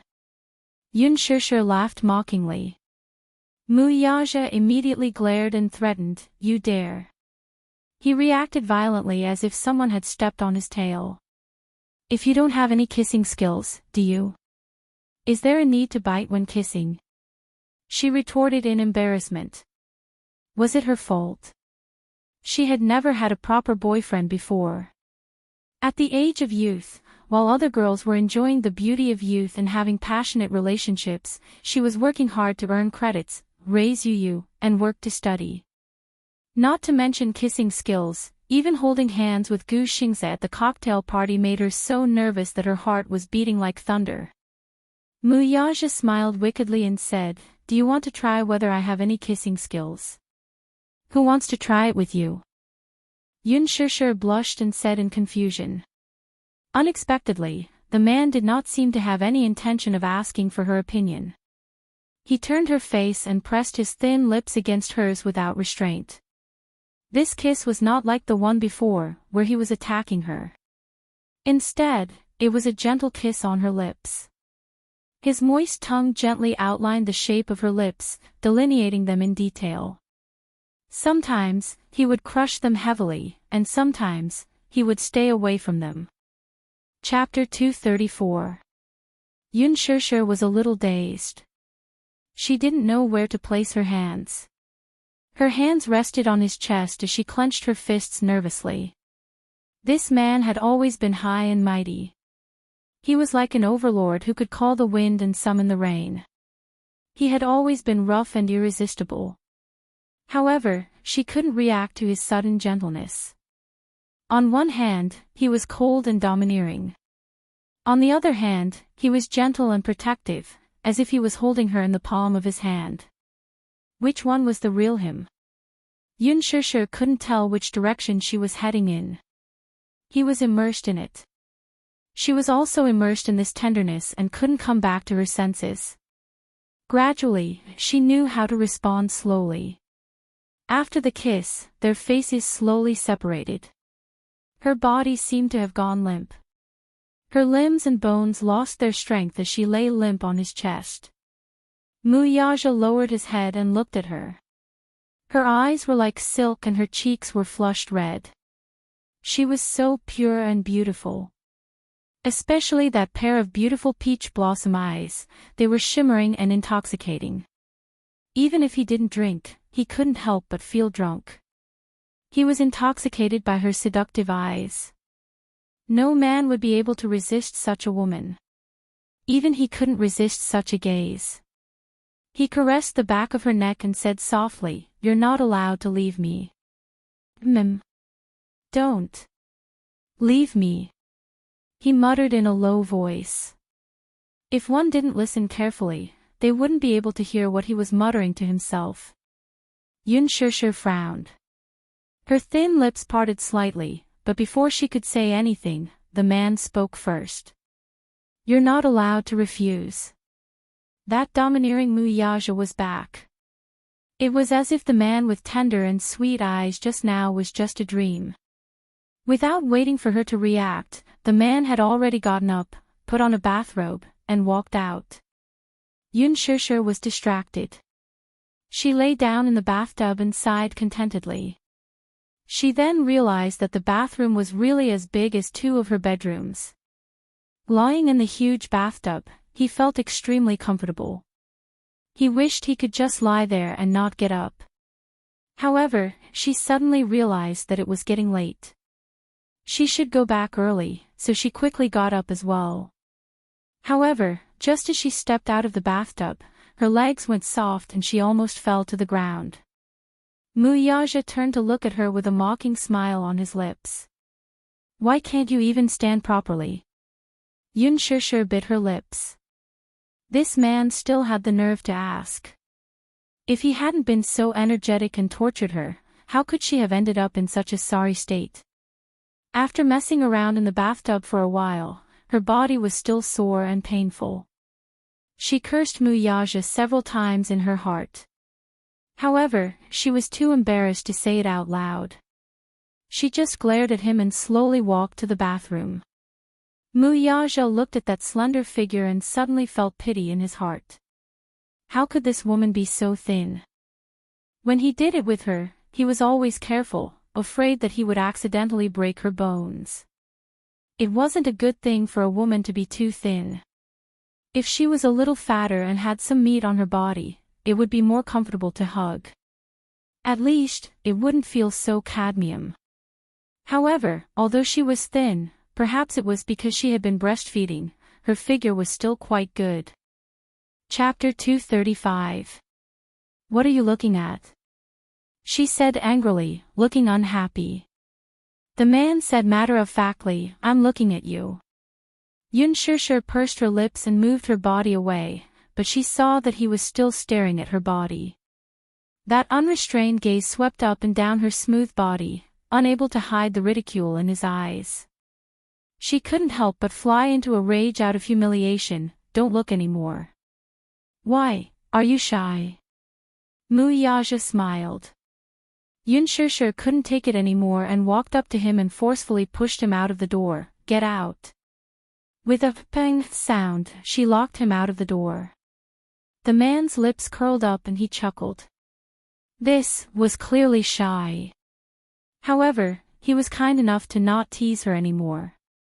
Wearing a bathrobe, he walked out of the bathroom looking refreshed and sat on the sofa. He held a glass of red wine in his hand and casually flipped through the newspaper that the helper had passed to him. When he saw the headlines published in the newspaper, his gaze deepened and he took a sip of the red wine. His face was full of self-satisfaction. When she walked out, she saw that he was holding his head in one hand and flipping through the newspaper with the other. She suddenly felt that the situation was a little awkward. He was so comfortable, but she was a little uneasy. Muyaja turned his head and looked at her with a pair of playful eyes. The corners of his lips couldn't help but curl up into an interested smile. The current her had just taken a bath and her body exuded a refreshing fragrance. Her wet black hair was draped over her shoulders and because she had just taken a bath, her fair little face was pink and tender. It was really a blush on her fair skin. A pair of watery big eyes stared at him shyly. Her hands were crossed in front of her chest as if she was shy and afraid. Her eyes were filled with a sense of vigilance. That innocent and messy gaze was as if she was afraid that he would eat her up. But it was this kind of small gaze that made it even more alluring. If it wasn't for the fact that she was too weak to stand up to the wind, Muyaja would have forcefully pulled her into his embrace, fiercely bit her lips, and pressed this enchanting and charming little demoness under his body, wantonly and ruthlessly ravaging, wantonly tormenting her, and heavily penetrating her body. However, he quickly suppressed the wildness in his body. Even though it was delicious, he could not be too greedy. An excellent hunter was full of confidence and knew when to stop. If the prey was scared away, then the gains would not make up for the losses. The future was long. Come here. Yun Shishir was stunned for a moment before she asked warily, what are you going to do? As he spoke, he leaned back even more. It seemed like she was really afraid of him. You were so sharp-tongued just now, why? Muyaja chuckled and gently swirled the goblet in his hand. He raised his eyebrows and said, are you afraid that I'll eat you up? She was really afraid that he would eat her up. This man was too energetic. She was really afraid that he would eat her up until not even her bones would be left. Yun Shishir pursed her lips and moved a few steps. Her buttocks carefully sat on the sofa but she sat far away from him. This scene was weird no matter how one looked at it. If it was any other woman, this kind of opportunity, they would immediately stick to him passionately. But this little woman seemed to be rather afraid of him. Muyaja gently took a sip of the dry red wine and patted the seat beside him with his big hand as he said in a deep voice, sit over here. What? Why are you sitting so far away from me? Chapter 236. Then you don't want that? She said hesitantly. That? What? Muyaja raised his eyebrows, but he quickly understood what she meant. so she was really worried that he would eat her up. "Alright, stop fooling around. Come here." His voice hardened. Yunshusher's shoulders could not help but tremble slightly. She was not very willing in her heart. However, she did not dare to go against his orders. Thus, she moved inch by inch to his side. When she got closer, she could easily smell the faint fragrance on his body. This fragrance was quiet and elegant, just like the fragrance of magnolia. Muyaja caressed her hair with one hand. It was wet, but it still had a warm air to it. He rubbed it hard and raised his eyebrows. "You ran out with your hair still wet." It was very easy to get a migraine like this. Women, especially at her age, needed to take care of their bodies the most. If she did not blow dry her hair in time, the moisture would enter her body. When she was slightly older, she would always have headaches. This girl really did not know how to take care of herself at all. Did she not even know this bit of common sense? Yunshusher shook her head and said, "My hair usually dries naturally after I take a shower." Muyaja pinched her cheeks. He did not use too much strength, but there was a hint of teasing. "Go and get a hairdryer. Otherwise, you'll catch a cold." As soon as he said that, Yunshusher widened her eyes in disbelief. Was this man concerned about her? Hearing his almost doting tone, Yunshusher felt a little warm in her heart. One had to know that in all her life, it seemed that only her father cared about her so much and loved her so much. Ever since her father went bankrupt and her family fell, she had to live under someone else's roof. She could be considered to have been treated coldly. Li Qin and Yuna always treated her indifferently. In school, because she was always immersed in her studies, she was not close to other students. She was considered a loner in school. The homeroom teacher was very caring towards her, but Yunshusher was really a girl who knew how to be satisfied. She was also a girl who was easily moved. Because of his words, her little face actually turned red. "I don't know where to find a hairdryer," in the first drawer of the counter. Oh. Yunshusher nodded. She stood up and ran in. He opened the first drawer and saw a large white hairdryer. She picked it up. The hairdryer was very beautiful. At first glance, she could tell that it was very suitable for him. It also looked very high class, just like the ones in the barber shop. However, this hairdryer was really too big and too heavy. She couldn't even hold it with one hand. She felt that it was quite heavy just by holding it, let alone using it. Moreover, her hands were soft and didn't have much strength. The hairdryer was too heavy. After plugging it in, Yunshusher began to blow dry her hair clumsily. She rarely used the hairdryer because she had too little time. When she was in school, she had to work, study for credits, and rush out her thesis. After working, she would always go home very late. In the morning, she would squeeze out time to wash her hair and rush to work. She would let the wind blow dry her hair naturally. Therefore, she rarely had the leisure to blow dry her hair after taking a shower. Because the hairdryer was too heavy, she had no choice but to hold it with both hands and blow her hair with a strong gust of wind. She naturally didn't know much about blow-drying her hair. She only knew that she had to dry it as soon as possible. Therefore, she turned the wind speed to the maximum. This was bad. Her beautiful hair was blown into a mess just like that. Yunshusher furrowed her brows in annoyance. She clumsily used one hand to tidy up her hair, but it became even messier. Muyaja heard a few soft moans coming from the bathroom from time to time. He couldn't help but feel a little strange. What was this girl doing again? When he walked to the door to take a look, he couldn't help but be stunned. He saw that Yunshusher's hair was blown into a mess. The ends of her hair were tied up in knots. At this moment, this little idiot was holding up a comb to comb her hair. However, her hair was half dry and half wet. It was difficult to comb it. She was in so much pain that she looked embarrassed. It seemed like she was in so much pain that tears were about to fall. Chapter 237. He lowered his head, looking very patient and very serious. What surprised her was that these messy knots in his hands were quickly defeated in just a short while. "Stupid woman, you don't even know how to blow-dry your hair." As Muyaja spoke, he picked up the hairdryer and turned on the gentle wind, gently drying her hair for her. His slender fingers weaved through her hair with the warm wind, drying strands by strands as his fingertips rubbed her acupuncture points from time to time. Such a gentle action made Yunshishir sigh contentedly and moan softly. She lazily closed her eyes and her lips couldn't help but curl up in bliss. So comfortable. She occasionally went to the hairdresser's to get a haircut and the hairdresser massaged the acupuncture points on her head like this. The man's technique seemed very professional and didn't lose out to the hairdresser's technique at all. This feeling was really good. In the past, her father had also washed and dried her hair for her. She had lived with her father since she was young, so for a period of time, for her sake, her father didn't hesitate to ask the neighbor's Andy how to tie her hair.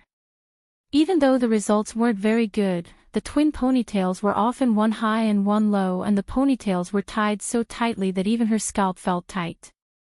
Because of this, she was mocked by many classmates. But Yunshishir still felt that that was the happiest time of her childhood. "You seem to be very proficient in this." Yunshishir couldn't help but asked curiously, "Don't talk about ordinary men, even women would be helpless in front of such long and dense hair, but you're able to handle it so easily?" When Muyaja heard this, he didn't know why, but his originally curved lips suddenly returned to a cold arc and his expression tensed up. She didn't notice the change in his expression and continued to ask, "Have you had any experience in the past?" Muyaja's actions paused slightly as if he had recalled some past events and his eyes were tinged with a trace of pain. But very quickly, this emotion was suppressed and disappeared in a flash. Very quickly, he resumed his usual coldness and only said indifferently, "In the past, I used to blow hair for people." When Yunshishir heard this, she didn't know why, but her heart ached and strangely, she felt that even her breathing became stuffy. Often, bragging to others. Was it a woman? As she thought of this, she suddenly mocked herself helplessly. Of course it was a woman. Only a woman would have such long hair. Was it Muwanru? He often blow-dried her hair. Just like today, when he bragged about himself. Was he going to comb her knotted hair and massage her acupuncture points? Amidst her complicated thoughts, her hair had been blown dry unknowingly. Muyaja put down the hairdryer and hugged her shoulder from behind. Looking at the beautiful person in the mirror, he lifted her beautiful hair with one hand and hooked his lips, so beautiful. Yunshishir blushed. Muyaja suddenly lowered his head and sucked on her earlobe. The tip of his tongue tickled her ear, and the man chuckled charmingly. She originally thought that he would do something, but she heard him ask, "Are you hungry?" Yunshishir licked her lips and nodded slightly. After a day of nothing, her stomach was already empty. He asked again, "What do you want to eat?" "I'm not eating. I want to hurry home." Ha! Muyaja gently pecked her cheek again. "You don't have to wait too long. Eat something before you leave, okay?" Chapter 238. Muyaja could not help but laugh. At the mention of Yu, he was reminded of the child he had never met before. His son. Yu. What's his name? Tian Yu, she said slowly as she looked at his expression. Tian Yu. Muyaja leaned against the door and muttered a few words before looking at her with his deep eyes. It was a nice name. Tian Yu, when he was just born, he almost lost his life. Perhaps it was because of God's blessing that he grew up healthily. That's why he was given this name. Yunshishir explained. He was the child's father, so she felt that it was her duty to let him know the child's name. It's a good name. His surname is Yun. Yun Shishir looked up in surprise and stared at him warily. Seeing that he was just asking casually, she said carefully, yes. He has my surname. Who is he living with now? Muyaja asked. He's living with me. He's not living with your father. Yun Shishir's brows furrowed slightly as her heart suddenly ached. Yun Yeching liked Yu very much. Initially, when she wanted to keep the child, no one, including him, agreed to let her raise him. She was still a student at that time. Her family was in dire straits and she was in debt. What ability did she have to raise a child who was crying piteously for food? Things were not cheap at that time. Just diapers and milk powder alone cost a lot of money every month. Moreover, the child's health was not good. When he was born, they found out that he had a congenital heart deficiency. Secondly, his body was very weak and he had many minor illnesses. It was not that Yun Shishir did not feel strange at all. The older brother was so healthy when he was born, so why was the younger brother so weak? She had asked the doctor about this before, but the doctor explained that the two children were fighting for nutrition in the mother's womb because they were twins. Her brother had absorbed enough nutrients, so even though he was born prematurely, he was still very healthy. As soon as he was born, he cried loudly. His voice was loud and full of energy. Even the doctor who delivered him was amazed. However, his brother was in his mother's womb and did not absorb enough nutrients. Moreover, he was born prematurely in August. When he came out, no matter how hard the nurse slapped his butt, he did not make a sound. His face even turned purple. If it weren't for the nurse's experience and the fact that she saw that the child still had a weak vital sign and hurriedly carried him to the emergency room, the child would have been saved. When he first brought Yu back to the Yun family, Yun Yeching often frowned at the baby in her swaddling clothes. The child looked delicate and cute, and his big eyes were especially bright. However, the family's conditions did not allow it. Wasn't this holding up the child? Fortunately, when Yu grew older, he displayed intelligence and obedience that was beyond the reach of ordinary children. Only then did Yun Yeching change his view of the child and devote more love and care to him.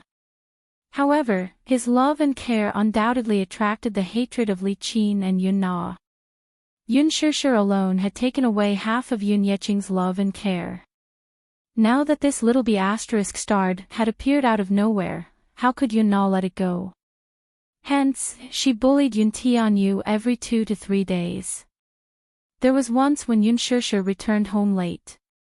Just as she entered the house, she saw Yu expressionlessly hugging the toy that Yun Na had stomped on and sitting in a corner with a disappointed look. Chapter 239.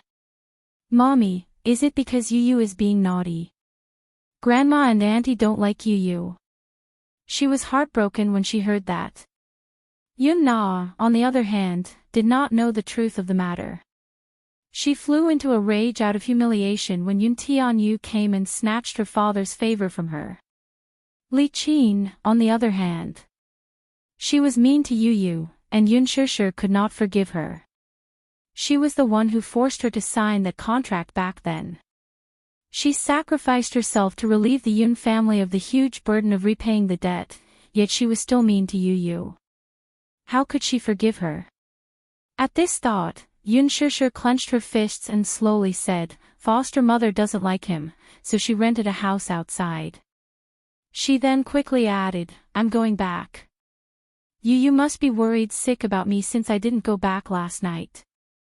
With that, she tidied herself up and hurried to the door. Muyaja asked from behind, "You're going back by yourself?"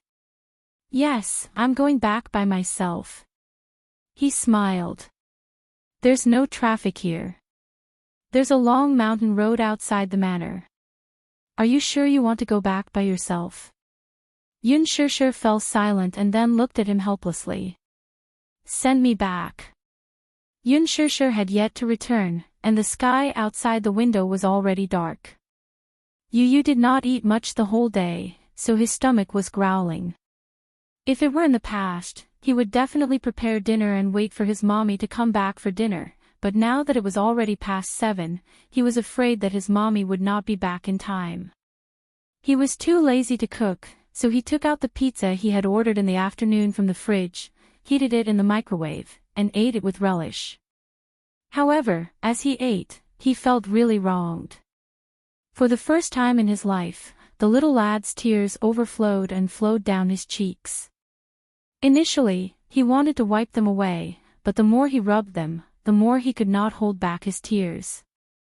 He had always been strong and brave since he was young. He rarely shed tears. Even when he went to the hospital for an injection, which of the other children didn't cry their eyes out? Only he sat there, bravely stretching out his arm. His brows were tightly knitted, his face was calm, and his eyelids didn't even blink.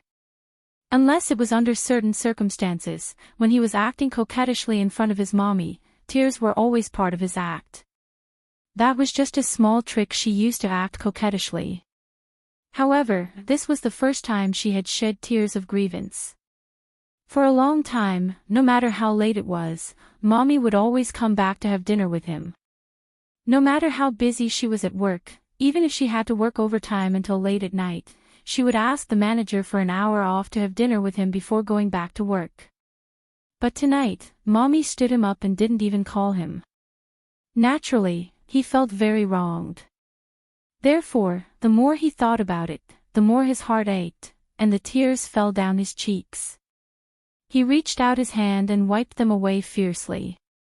He took the phone and glanced at it. It was already 8:00 in the evening, and she still hadn't returned. He couldn't suppress the grievance he felt. He pouted and hugged the pillow on the sofa, crying. Boo-hoo.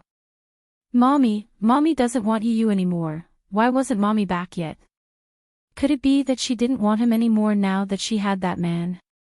Once the little lad thought of that man's provocative words, his face turned ashen. He hated him.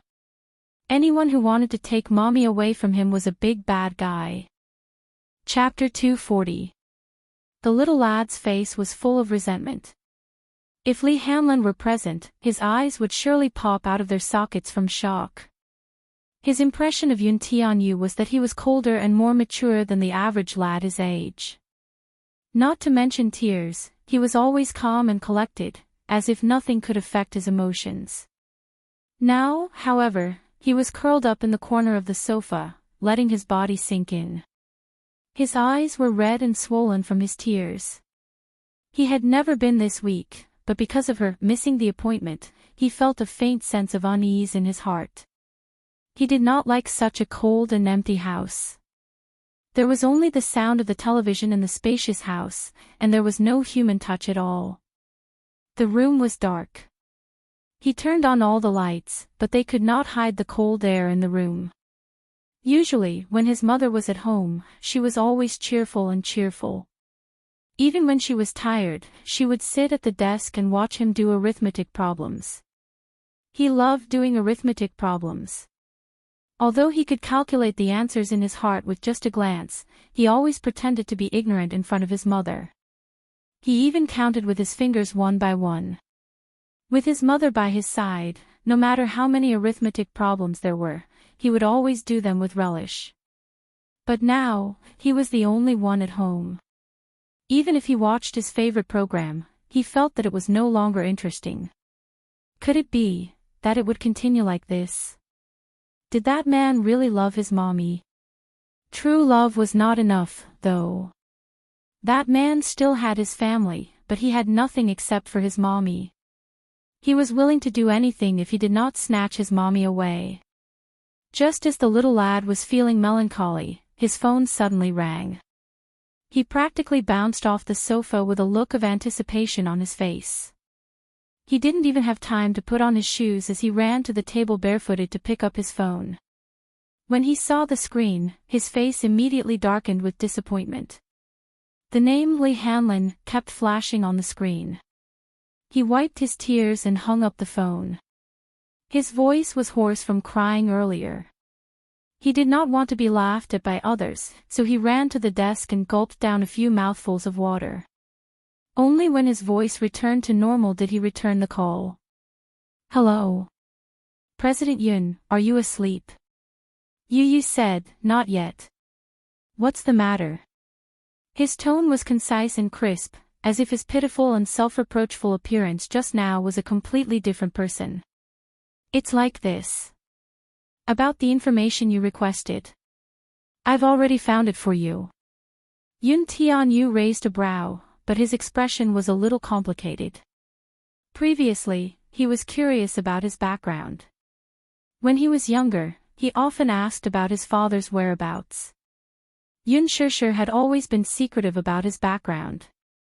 He thought that he had touched on his mommy's sore spot by asking about his daddy. He had always thought that he did not have a daddy and that his daddy had left him the moment he was born. He also thought that he didn't have a father. But as he slowly learned the truth about his biological father, Mu Yaja, he couldn't help but be curious. What kind of past did his mother have with this man? Thus, for some reason, he ordered Li Hanlin to investigate the matter. Chapter 241. However, Director Yun, if it's possible, it's better that you don't know about it. Li Hanlin's tone on the other end of the phone was strange and cautious. He had read through the information and couldn't bear to send it to him. The truth was too cruel. He wanted to hide it, but he couldn't explain it to little Munchkin. Sitting in front of his desk, Yu opened the fax and waited for the information to be sent over. Then, he turned on his computer and a window popped up on the bottom right corner. Popular starlet Huan Yu's higher-ups slept with her. If it were any other time, Yu would have ignored such gossip. However, today, he clicked on it. Talking about sleeping with her was a common occurrence in the entertainment industry. In this world of luxury, there were many ugly inside stories that were not known to the public. Often, many celebrities were glamorous on the surface and had the image of a pure and innocent girl, but in private, they hid extremely ugly faces. In this industry, there were many fatal temptations. If one wanted to make a name for himself in this industry full of talents, sleeping with her was a method that most female celebrities used. Although it was another one, it was rare for Huanyu Entertainment's scandal to be exposed by the media. This was because Huanyu Entertainment's artists rarely had such scandals. After all, Huanyu Entertainment's artists had strong backing. Huanyu Entertainment was a milestone in the entertainment industry. Looking at the current entertainment industry, even Huang Entertainment, which was the leader of the film industry when Hong Kong movies were popular, was far from being comparable. What was more frightening was that Huanyu Entertainment controlled the shares of the 8 most authoritative entertainment media, and its influence on public opinion was obvious. It was also because of this that Huanyu Entertainment controlled most of the public opinion in the entertainment industry.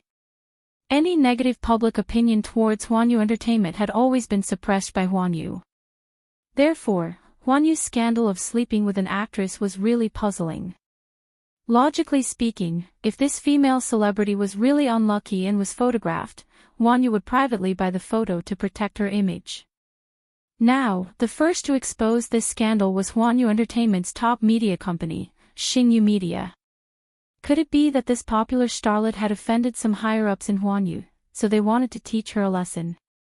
Yu furrowed her brows as she skimmed through the news.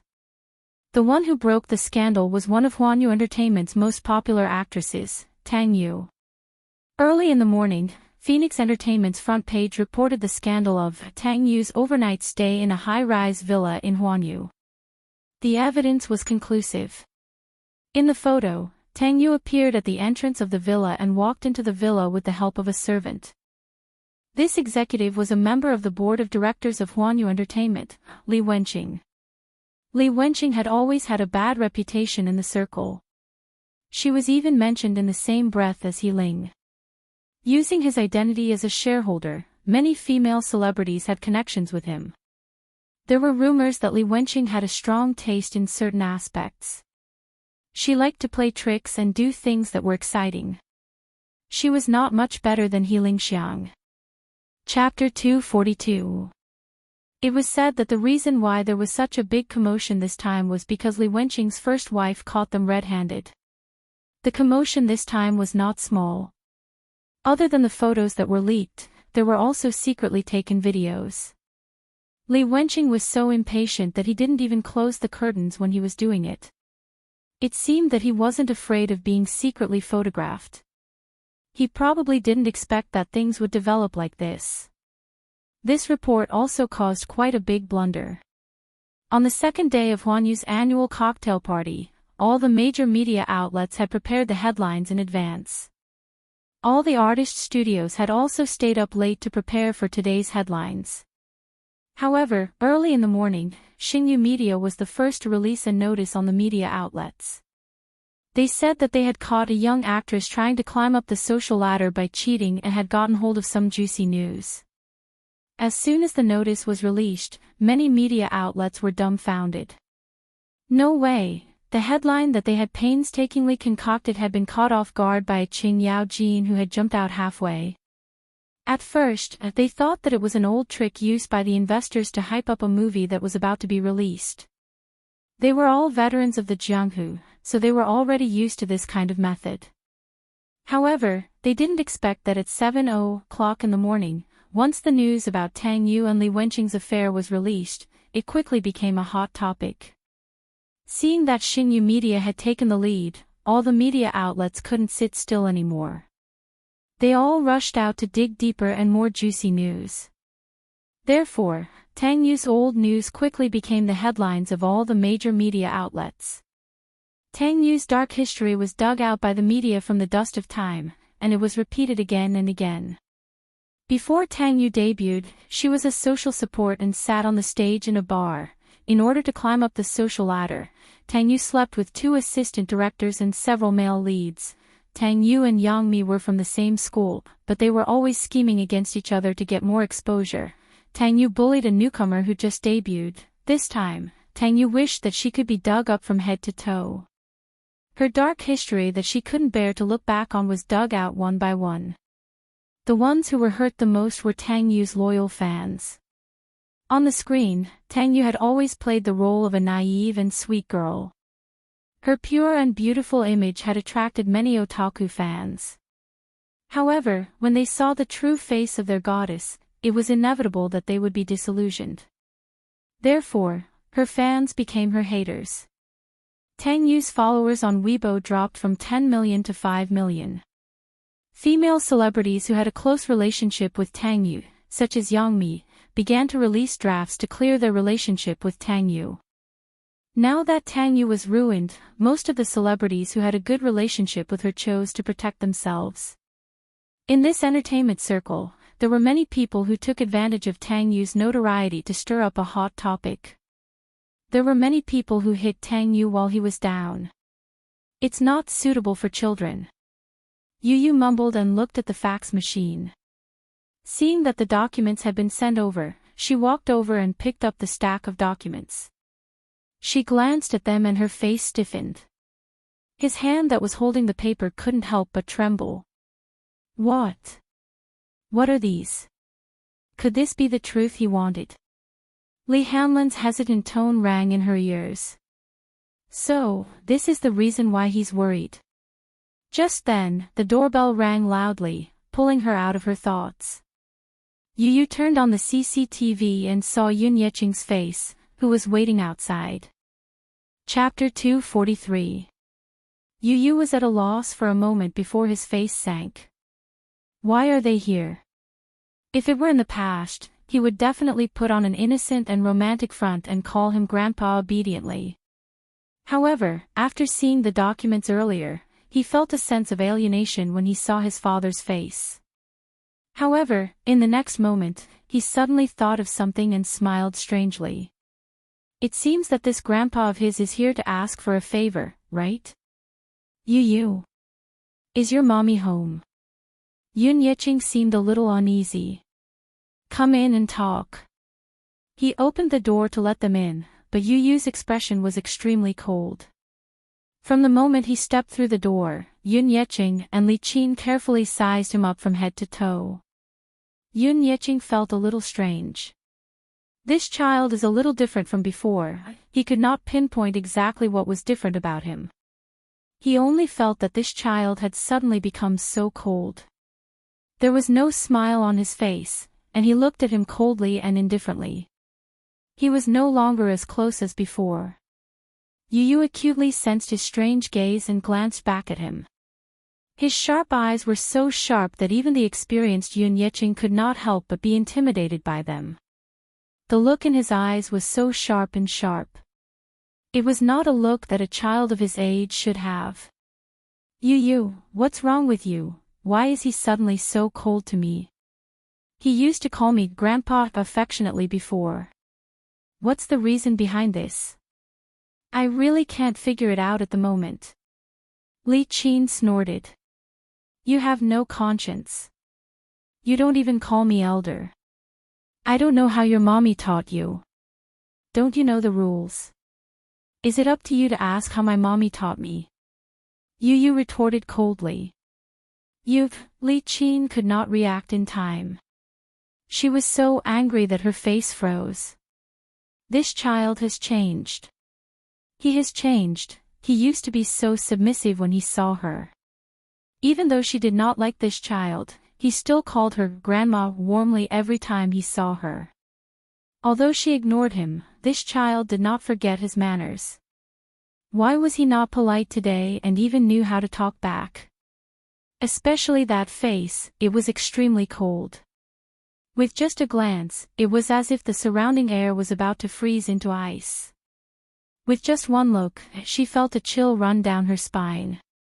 Revolt, revolt. I think you're really your mother's biological child. You're just as unruly as your mother. You're a little B***starred who doesn't know anything. Don't you know how to respect your elders? He had no respect for his seniors. Humph. Yu Yu's patience ran out. Did you brush your teeth before going out? Ha! Li Qin didn't understand what he meant and was a little dumbfounded. He nonchalantly replied, This is my house, so please be mindful of your behavior.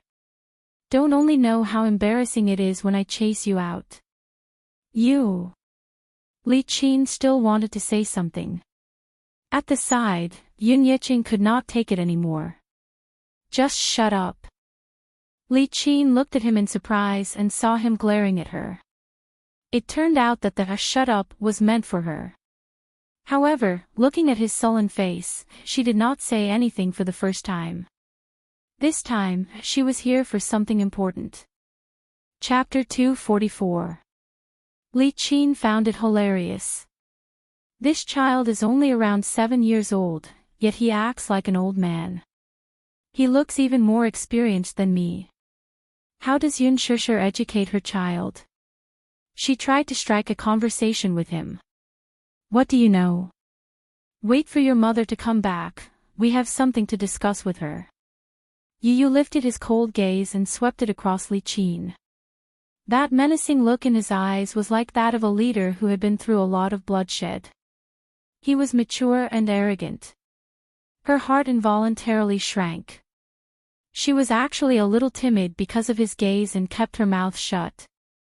After thinking about it carefully, she felt that something was amiss. He was clearly such a young child, yet he had such a murderous look in his eyes. This was truly unbelievable. You don't have to beat around the bush with me. If it's about borrowing money, just get straight to the point. His cold and indifferent tone was mixed with a hint of command. Yun Yeqing was stunned. He and Li Qin looked at each other in disbelief. Yun Yeqing, in particular, could not hide his embarrassment. How did you know that I'm here to borrow money from your mother? If it's about borrowing money, then I won't see you out. Yu Yu ignored his question and quickly asked him to leave. Yun Yeqing was stunned for a moment. Li Qin was even more furious. It was rare for her to have a good talk with Yun Shusher, but she was met with a cold shoulder by this child. Yun Yeqing said, You won't understand even if I tell you about this. Nana is in the hospital and is in a critical situation. Grandpa doesn't want to do this, but Grandpa has no other choice. I can only come to your mother to think of a solution. Early this morning, the hospital called to inform them that something had happened to Yun Na and that she was now in a ward. They rushed over, but when they saw the person lying on the hospital bed, they almost fainted from shock. Li Qin, in particular, was greatly agitated after witnessing Yun Na's face being disfigured. She kicked up a fuss in the hospital, shouting that she wanted to find the culprit who had harmed her daughter. Alas, the hospital did not know the cause and effect of this matter. The patient was sent to the hospital early in the morning. A mysterious man in a suit paid for all the medical expenses and left in a hurry. Yun Yeching went to the doctor to ask about Yun Na's condition. The doctor bluntly said, "Your lady's face is ruined." There were more than 10 wounds on his face. Just the stitches alone required dozens of stitches. He was afraid that his face would not be able to see anyone in the future. However, the doctor suggested that it was not completely destroyed. If conditions permitted, she could prepare a few 100,000 yuan and find an authoritative beauty agency for plastic surgery. Perhaps she could restore her looks. A few 100,000 was easy to say, but how could the current Yun Yeching have the ability to fork out so much money at once? While Li Qin was worrying, Yun Na slowly regained consciousness. After she regained her consciousness, she seemed to be more or less aware of the current situation of her face.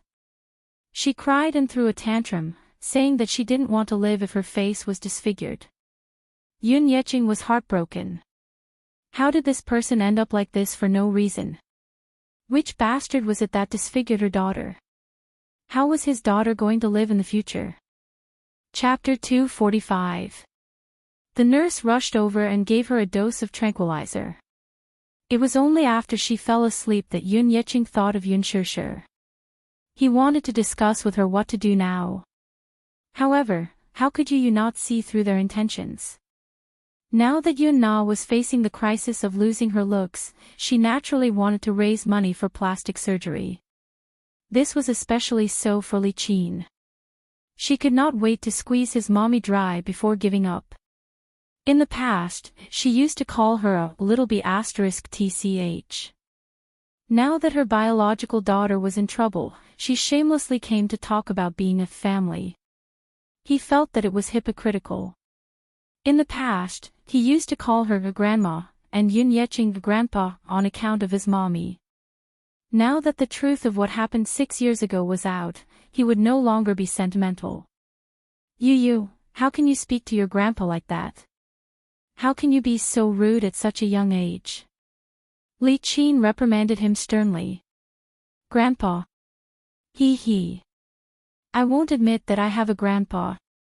Yu played with the ring in his hand and said calmly, if he's my grandpa, he'll know how hard mommy has been all these years. And you, Li Qin.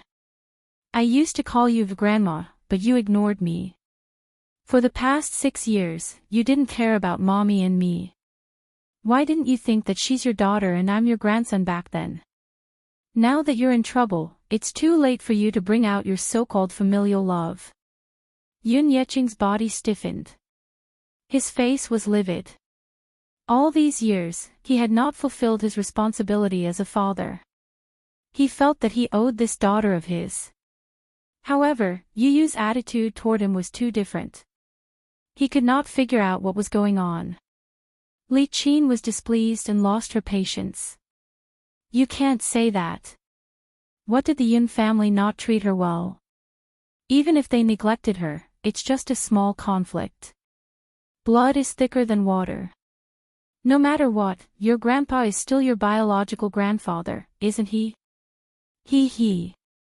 As if he had heard something funny, Yu suddenly sneered and said coldly, blood is thicker than water. Do you really think I don't know that mommy isn't your biological daughter? Yun Yeching was stunned. How did he know? As for Yun Shishir's identity as an adopted daughter, no one had ever mentioned it to him. How could a child like him know about it? Could it be impossible? He knew his daughter Shishir very well. She had always treated him as her biological father. This daughter of hers had always been very filial. Sure. Since you already know that your mother isn't our biological daughter, shouldn't you be the one to repay the kindness of raising her? Li Qin tried her best, pointing at him and accusing him without holding back, as if she had forgotten that the person in front of her was merely a 6-year-old child. Repay. Yu Yu suddenly got up from her seat and took out a thick stack of documents from the study room. She threw it at Yun Yicheng expressionlessly, her tone as cold as ice. My mommy helped the Yun family once 6 years ago. Li Qin, what do you take my mommy for? Even if you want to humiliate her, Yun Tianyu, won't allow it. Turning around, he sneered. At the same time, Mr. Yun, I kindly advise you and your wife to keep your mouths shut and not talk nonsense to my mommy. You're not to mention today's matter to anyone. Li Qin fumed. You, how can you say that, scram? Yu Yu suddenly pointed at the door and coldly ordered, scram. Yun Yicheng turned around and left. Seeing this, Li Qin hurriedly followed after him. Yu Yu's face was cold. Thinking of the price his mother had paid for the Yun family 6 years ago, her heart ached so much that she was about to suffocate. Her heart really hurt as if it were being pierced. Yu Yu supported herself on the sofa and clutched her chest tightly with one hand. Suddenly, she found it difficult to breathe. Suffocation. It really felt like suffocation. Ha, ha, ha, ha, cold sweat seeped out of his forehead. Yu Yu's body stiffly sat down on the sofa, and his breathing became more and more rapid. He clutched his chest, feeling as if something was blocking his heart. It was so stuffy and painful that he could hardly breathe. Ha, ha, ha, ha, Yu Yu painfully curled into a ball on the sofa. Her fingers clutched her chest tightly and her eyebrows were contorted. Her whole face was pale and colorless from the pain. Bean-sized beads of cold sweat rolled down her face and dripped onto the sofa. Ha, ha, his phone suddenly rang. Yu Yu looked in the direction of the ringtone. Clutching his chest, he forced himself to sit up on the sofa. Slowly, almost step by step, he moved his feet. Just as his feet touched the ground, his body swayed, and he fell from the sofa to the floor. Breathe. I can't breathe, he struggled to move to the table, but the ringtone was already cut off. With trembling hands, he picked up the phone and dialed a number. In less than 2 seconds, the call was connected and Li Hanlan's calm voice came through. Director Yun. Director. Li, save me, smack. Before he could finish his words, the phone fell to the floor. Yun Tianyu could no longer hold on. His face turned pale as he fell to the floor. The corner of his lips twitched, and he lost consciousness. Li Hanlan's anxious voice came through the phone. Yo. Yu Yu. Yun Tianyu. Hang in there, I'm coming. Sitting in the car on the way back to the hospital, Yun Yicheng opened the document with trembling hands. He quietly browsed through it page by page. His face became increasingly solemn and gradually turned ashen. Li Qin, who was sitting at the side, trembled with fear. She wanted to poke her head out a few times, but due to the dim lighting in the car and her poor eyesight, she could not see clearly what it was. Thus, she asked, Hubby, what exactly is this? Don't talk to me. Yun Yicheng suddenly interrupted her angrily. With a heavy frown, he leaned his head against the seat. Don't talk to me, Li Qin. Don't talk to me. Chapter 246. As the Aston Martin sped along, the shadows of the lush trees flashed by outside the window. The villa was located in the elegant Shanshui garden. There were towering mountains, small streams, and lush green forests. At a glance, it looked like a sea of greenery. The night breeze blew, stirring up the green waves. Under the moonlight, the scenery was enchanting. Alas, at this moment, Yun Shishir, who was sitting in the front passenger seat, looked ahead nervously. From the corner of her eye, she cautiously glanced at the tachometer. The needle was pointing at 4,500. She then looked at the speed of 180 kilometers per hour. Her heart was in her throat at once. Fast, fast. The high-performance sports car was like a runaway horse, roaring as it sped along the mountain road, as if it was going to tear apart the silent night. Even though she didn't understand sports cars and didn't know what a 4,500 speed meant, she didn't feel much at first. However, at that speed, she could feel how scary it was when it was cornering. At that moment, she felt as if the car would float in the next second if it went any faster.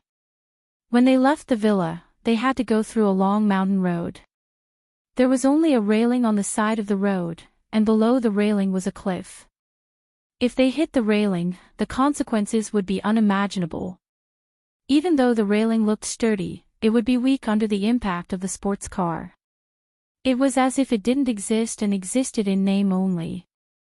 If the car lost control, not to mention the railing, even the surrounding walls would collapse. She could even imagine that if the car lost control, it would crash through the railing and crash into the cliff, just like in American blockbusters. With a loud explosion, the car would really be destroyed and the people inside would die. Muyaja, it's too fast. Yun Shishir said to the man anxiously as she clutched her thumping heart. She looked at him, but at that moment, the man was supporting his head with one hand and looking ahead indifferently. He seemed to be indifferent. The scenery outside the window flashed by. Under the moonlight, his handsome face didn't have any fluctuations in expression. He only had one hand on the steering wheel, looking calm and at ease, as if he was handling everything with ease. Muyaja. Just as she finished speaking, the man glanced at her from the corner of his eye and smiled playfully. Suddenly, he stepped on the accelerator and the engine let out an ambitious roar as it sped up. What she didn't know was that to him, let alone 180 yards, even 200 yards was completely within his control. There was a curve in front of them. On the left was a mountain wall filled with strange rocks, while on the right was a bottomless cliff. On the mountain road, the streamlined sports car made a beautiful and smooth turn. Under the moonlight, the bright silver body of the car outlined a dazzling silver line. Yun Shishir was so frightened that she cried out involuntarily. Her face suddenly broke out in a thick layer of cold sweat. She was so scared that there was not a trace of blood on her face. Did this man do it on purpose? When the car slowly drove into Yun Shishir's residence, her face was already pale. The car was parked downstairs and the engine was turned off. Muyaja unbuckled his seatbelt and leaned closer to her, his voice full of ridicule. What? Are you scared stiff? As he spoke, he stretched out his slender fingers and gently flicked her cold cheeks in a somewhat naughty manner. Yun Shishir came back to her senses and looked over. She glared at him fiercely and asked suspiciously, Muyaja, did you do it on purpose? Chapter 247. On purpose. What do you mean on purpose? He asked while knowing the answer. His lips curled into a wicked arc. Although his tone was innocent, his eyes revealed a satisfied smile. He felt that her frightened appearance was quite cute. Some women not only had beautiful facial features, but their eyes were even more seductive and charming. Even if she was angrily glaring at you, you would still have the illusion that she was acting coquettishly and seducing you. It was extremely charming. His pupils slightly congealed, as if he had been bewitched by her delicate appearance, and he couldn't help but reach out to touch her face with his fingertips. Yun Shishir coldly avoided him and slapped his hand away. She angrily said, Why are you still pretending to be innocent? Why are you driving so fast? Don't you know that this is very dangerous? Muyaja slightly knitted his brows and pretended to be wronged as he asked back, It was clearly you who kept rushing me. I saw that you were in a rush, so I drove so fast. His mouth moved as he pushed all the blame onto her. The man looked at her with an innocent face. His tone and tone were natural, as if he was silently accusing her of being unreasonable. If anyone else saw this, especially his close subordinates, they would definitely be shocked by his expression at this moment. The president, who was always cold and indifferent, had his brows slightly knitted. His thin lips were slightly pursed and his face was filled with innocence. His pair of eyes hid a smile that couldn't be seen. They would definitely be shocked to the point of being dumbfounded. In their eyes, Muyaja was arrogant and cold. He didn't smile normally, and his cold face seemed like it would never have any expression. He also wouldn't be affected by any emotions. His face was originally handsome, but he always had a cold expression that made it hard for people to get close to him. Other than the little young master, he wouldn't smile to anyone else. But now, he actually smiled to a woman. However, Yun Shishir naturally didn't have any awareness. She also didn't feel that he was taking special care of her. She only felt that this man was quite evil. He actually joked about such a dangerous matter. "Isn't your speed a little too fast?" From the villa in the suburbs, through the continuous mountain roads, through the bustling city, from the manor to her house, the distance of more than 50 kilometers, he actually only used 20 minutes. One had to know. The traffic in the capital was extremely congested. Just driving in the city took 15 minutes, which was more than 30 kilometers of mountain roads. He only used 5 minutes. What kind of concept was this? The fastest train on the high-speed railway was only 493 kilometers per hour. Later, because of an accident, it had to be reduced to 300 kilometers per hour. At 400 kilometers per hour, her ears almost lost their ringing. Even until now, she still hadn't recovered from the ringing. Yun Shishir didn't want to talk to him. She pushed the car door open and she almost tripped. She was secretly annoyed. She hated herself for not being able to live up to her expectations. She was actually frightened by his driving skills to the point that her legs went soft. But this couldn't blame her. She was in that moment. Did this man's driving skills have to be so terrifying? She raised her wrist to look at her watch. It was already very late.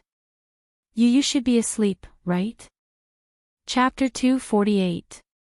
Yu did not have a father by her side since she was young, so she vowed to work hard to make up for this. After she started working, no matter how busy she was or how late she had to work overtime, she would always make time for dinner. Even if she had to take leave, she would rush home to have dinner with him before rushing back to the office to continue working overtime. Even though this behavior had caused a lot of dissatisfaction, she had never made an exception. Unless there was something special, she would also take leave from him in advance. Even if the little guy would protest and express his dissatisfaction, he would at most tell her to eat on time and go home early over the phone. However, it was rare for her to not return home at night. Last time was the first time. Last night was the second time. Today was the third time. For 2 consecutive days, she did not have dinner with him. Yun Shishir was very vexed. She raised her head and looked at the window of her house. The lights were still on. Her heart warmed, but at the same time, it ached slightly. This little guy, did he deliberately turn on the lights and wait for her to go home? Yun Shishir was about to go upstairs when the man behind her called out to her. "Are you leaving just like that?" Muyaja saw that she intended to go upstairs without him, and a trace of dissatisfaction appeared on his face. "What else do you want?" Yun Shishir turned to glare at him. "Don't you have anything to say?" Muyaja looked at her. Under the moonlight, his deep-set eyes shone slightly. "I want to go home." Yun Shishir turned around and swiped the door open. What he got in response was the heavy sound of the door closing in the corridor. Muyaja sat in the car and could not help but smile. He raised his eyes slightly and looked at the only window on the 10th floor that was still lit. A trace of contemplation flashed across his eyes. "Yun Shishir is my, Yuntinyo's, mommy." She is the woman I will protect for the rest of my life. I won't allow you to let her suffer any grievances, let alone make her sad." The young yet mature voice of a child echoed in her ears. Immature and mature were two contradictory words, but they were perfectly reflected in little Munchkin. What was immature was his voice, his appearance, and his still delicate and thin body. He was clearly only 6 years old, but his face was still childish and his voice was full of childishness. What was mature was her arrogant boldness, her steady tone, and her calm words. He was unable to understand why such a mature soul was hidden in such a petite body. He was so mature that it surprised him. He got out of the car, took out a cigarette box, and lit it in his mouth. Accompanied by a glimmer of sparks, the unique smell of cigarettes drifted in the evening breeze. Yun Shishir opened the door and was welcomed by the warm light from the living room. A smile involuntarily appeared on her face as she walked into the living room and said guiltily, "Yu, Mommy is back." There was no response for a long time after she said this. If it were in the past, there would be hurried footsteps from the study. Yu would appear at the entrance with a bright smile on his face. He would jump into her arms and rub his tender little face against her like a spoiled little mommy. Now, it was so quiet that it was almost strange. Asleep? She walked into the study with confusion in her heart. The computer screen and fax machine were on, but the little guy was nowhere to be seen. Chapter 249. Yun Shishir exclaimed in surprise and walked into the bedroom. She even crept under the bed to take a look. Was he playing hide-and-seek with her to scare her as a punishment for not returning home for 2 days? Alas, he was nowhere to be found. She was suddenly worried. She hurried to the balcony and fearfully held onto the railing as she looked down. Her heart only calmed down when she saw that there was nothing out of the ordinary. Her phone had been smashed, so it was inevitable that she would be worried. She could not find the little lad anywhere. The house was only so big. There were 2 bedrooms and a living room, and the layout was about 60 square meters. She searched every corner of the house. There was no one in the house, though. Yun Shishir was extremely worried. She returned to the living room and saw the phone on the floor at the corner of the table. She walked over to pick it up and realized that the phone had been replaced with a smartphone. She was feeling perplexed when she saw a note left on the table. She picked it up and saw a phone number left on it. Yun Shishir had an ominous feeling. She picked up Yu's phone and dialed the number with trembling fingers. Lee Hanlon's steady yet anxious voice came from the other end. "Are you Yu's mommy?" Since it was Yu's phone, there was a caller ID. "I am." "You are." "I'm Director Yun, Kaof." Lee Hanlon paused for a moment before continuing. "I'm the principal of this kindergarten, Madam Yun. We've met before." "Hello, Principal Lee, may I ask, are you?" Yun Shishir did not know what was going on, but she heard Lee Hanlon say in a heavy tone, "Madam Yun, Yun Tianyu has always been in poor health. Does he have a congenital heart deficiency?" Yun Shishir seemed to have expected something when she heard his words. Her heart clenched and her voice trembled uncontrollably. "Yes." "Principal, what happened to Yu? When I got home, I didn't see him at home.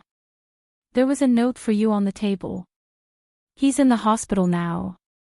Not long ago, he called me and said that he was feeling unwell. I rushed over and sent him to the hospital." Lee Hanlon paused, then suddenly said seriously, "Madam Yun, I have to criticize you. As a parent, as a mother, how can you leave your child alone at home? Although Yun Tianyu is usually very obedient and mature, he is still only a 6-year-old child. He is still so young, can you be at ease leaving him alone at home?" Children were naturally ignorant and lacked common sense about safety. This time, it was a relapse, but what about the next time? Many parents left their children at home out of negligence. Their children were playful and accidentally fell off the balcony and got seriously injured. The media leaked that they were poisoned. Were there any lack of such tragedies? You should reflect on yourself.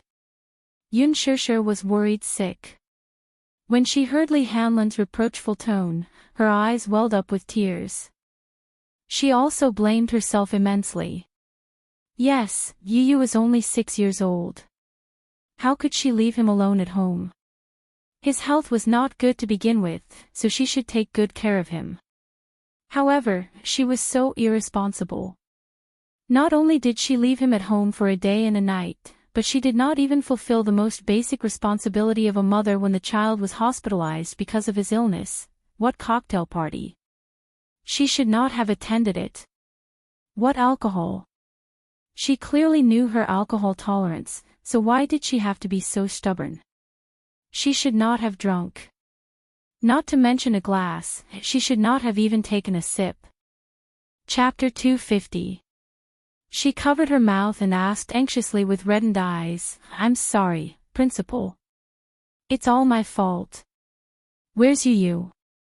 Which hospital is he at? I'll be there right away. Okay. I'm at Public Hospital number 1. Hurry over. Yu's condition isn't looking good. He has respiratory problems and hasn't woken up yet. Anyway, be careful on the road. I'll take good care of him. Before he could finish, Yun Shishir hurriedly picked up her bag, locked the door, and rushed downstairs. Downstairs, Muyaja was about to start the car when he saw Yun Shishir rushing out of the car through the rearview mirror. She looked flustered as she ran towards the main entrance. With a strange feeling in his heart, he pressed the horn twice. Honk, honk. The car's horn was exceptionally loud and immediately attracted Yun Shishir's attention. Seeing that it was his car, she rushed over without a care. The moment the car door opened, she said anxiously, Muyaja, send me to Public Hospital number 1. Why are you going to the hospital? Muyaja asked curiously. Yun Shishir's shoulders were trembling. She clutched her bag tightly and her face was filled with self-blame and anxiety. She looked so flustered that she looked like she was about to be defeated. Yu is at the hospital. I have to rush over immediately. Right away, right away. Muyaja heard this and furrowed his brows slightly. However, he didn't ask further and leaned over. She thought that he was going to do something and wanted to stop him. However, he merely leaned over and buckled her seatbelt. Don't be afraid. I'm here. He said softly and started the car. He stepped on the accelerator and the car sped out of the main entrance. Yun Shishir looked at the man's side profile in shock. However, she saw that his handsome face was cold and tense. His expression was calm and there was no trace of a smile in his eyes. However, he wasn't flustered either as he looked straight ahead. Although she was anxious at this moment, she didn't know why, but she didn't panic like before. The words, "Don't be afraid, I'm here," seemed to brush away the uneasiness and fear in her heart. However, when she thought of Yu's painful appearance when he was young, her heart clenched tightly again. At this moment, in the hospital ward, Lee Hanlon sat on a small stool at the head of the bed and put down his phone. On the hospital bed, Yu, who he said was not awake yet and not in a good condition, was sitting quietly on the bed with a newspaper in her hands.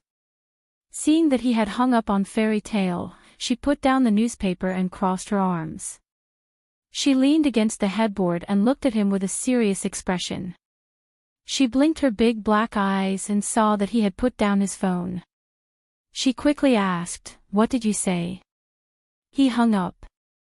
"He's probably on his way here." Lee Hanlon asked again, "CEO Yun, what did I say just now?" "There's no problem ahead. Didn't you tell her to be careful on the road?" Yun Tianyu reprimanded. "What if Mommy was in a panic and met with danger on the way here?" Lee Hanlon's face fell with grievance. "I did, but I was afraid that she didn't hear me, so I called back, but no one picked up." Yun Tianyu crossed his arms and nodded solemnly. He calmly listed out rows of formulas in his mind. It was a 30-kilometer journey from the apartment to the public hospital. The subway was at the entrance and the bus stop was a few dozen meters away. There was no need to transfer. The last train was at 9 p.m. She couldn't make it. The bus was too slow, so Mommy must have chosen to take a taxi. It would take about 45 minutes. Chapter 251. Lee Hanlon's eyes twitched. This child, he was so scheming. He was exasperated. Earlier, he had received a call from Little Munchkin and heard Little Munchkin's painful cries for help. He immediately put down everything he was doing and rushed over. When he opened the door, he saw Little Munchkin lying on the ground. He immediately rushed over and carried him up. Seeing that Little Munchkin had fainted, he didn't know what was going on. He pinched Little Munchkin's philtrum and was about to give him mouth-to-mouth resuscitation when Little Munchkin opened his eyes. As soon as he woke up, he slapped his face to the side. Disgusting. Just as Lee Hanlon was feeling extremely wronged, he saw the little boy leaning weakly in his arms. His breathing was rapid and his face was flushed red. He quickly asked what was going on. He immediately pointed to the medicine box on the cabinet and said, Bring it over." Lee Hanlon immediately brought the medicine box over. The little boy struggled to find the medicine bottle and took a pill. However, his symptoms did not improve. He hurriedly sent him to the public hospital. After emergency treatment, his condition was finally alleviated. However, his following request left him dumbfounded. "Later, if my mommy calls you, please make my condition sound more serious." Lee Hanlon's eyes widened when he heard this. "President Yun, don't you love your mommy the most? Aren't you afraid that she will be worried? Shouldn't she be worried about me?" Yu retorted unhappily. He was speechless. Lee Hanlon pondered for a long time. It seemed that his words made sense. She left me alone at home for a day and a night. Shouldn't she blame herself and reflect on herself? Yes, so, just once will be enough. Let her love me more. As Yu spoke, he lowered his head and gripped the corner of the blanket tightly. His furrowed brows made his back view look helpless. Only when one has lost something will they know how to cherish it. However, once you lose it, you can never get it back. That was how the phone call came to be. He had always doted on his mommy, no matter how big or small the matter was. As long as she could take care of herself, he would never ask too much of this stupid mommy. He only asked her to take care of herself so that he would be at ease. However, he realized that sometimes, he would rather be a little more vulnerable and rely on her a little more. Only then would mommy's thoughts be more focused on him. Oh, Yu nodded and frowned.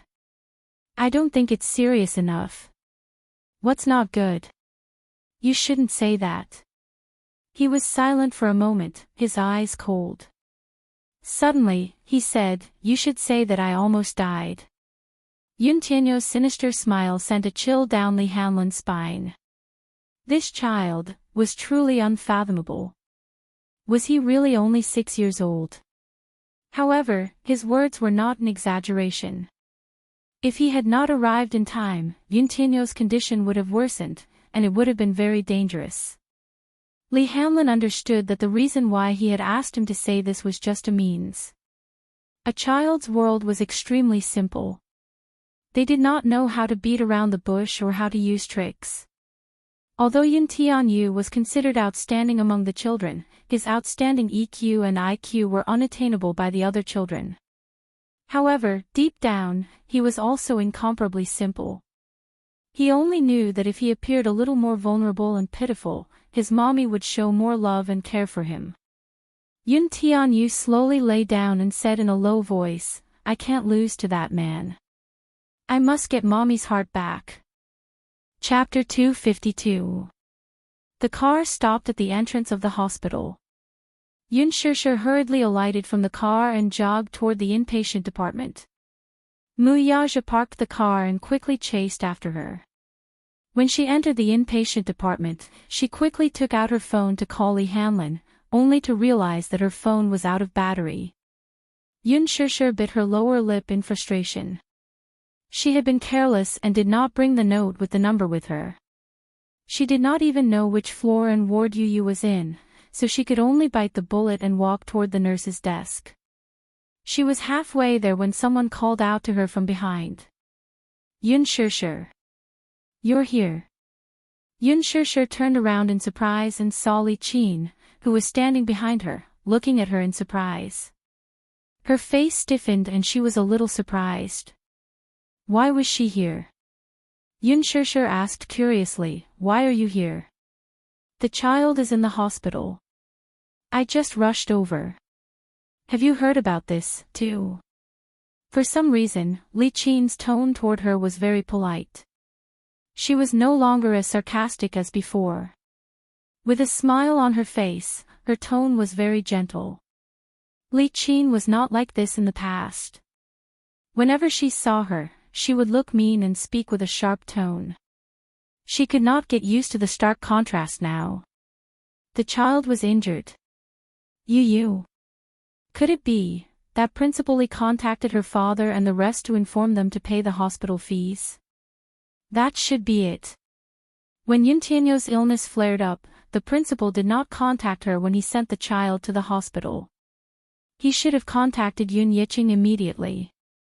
She remembered that, just in case, she had filled in Yun Yiqing's emergency contact number in the school's contact book. Principal Li was not related to her family in any way.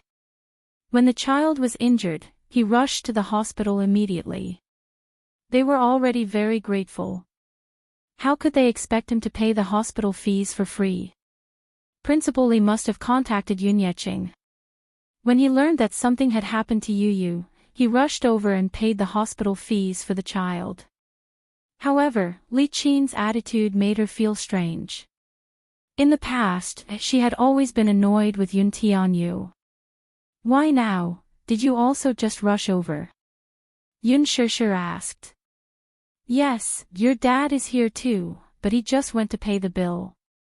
She didn't have much money on her, but she needed money to treat her child's illness. She could only save whatever money she had on her. If it's not enough, we'll think of another way. As Li Qin spoke, her face was filled with sorrow. She and Yun Yiqing had taken out all the savings they had in the bank, but even then, they only had 10,000 yuan in their bank account. Although someone had already paid for Yun Na's medical bills, the doctor said that the money was not enough for further treatment. He wanted them to pay another 20,000 yuan. But where did he get so much money? When Yun Yiqing found out that she had forced Yun Shishir to be a surrogate, he flew into a rage and threatened to divorce her. Divorce? How could this be? What would she do if they got divorced? Where's Yun Na? At this critical juncture, Li Qin was terrified. Divorce? How could this be? In her heart, she knew that her husband was down and out. He was a pauper with no money and could not give her a luxurious life.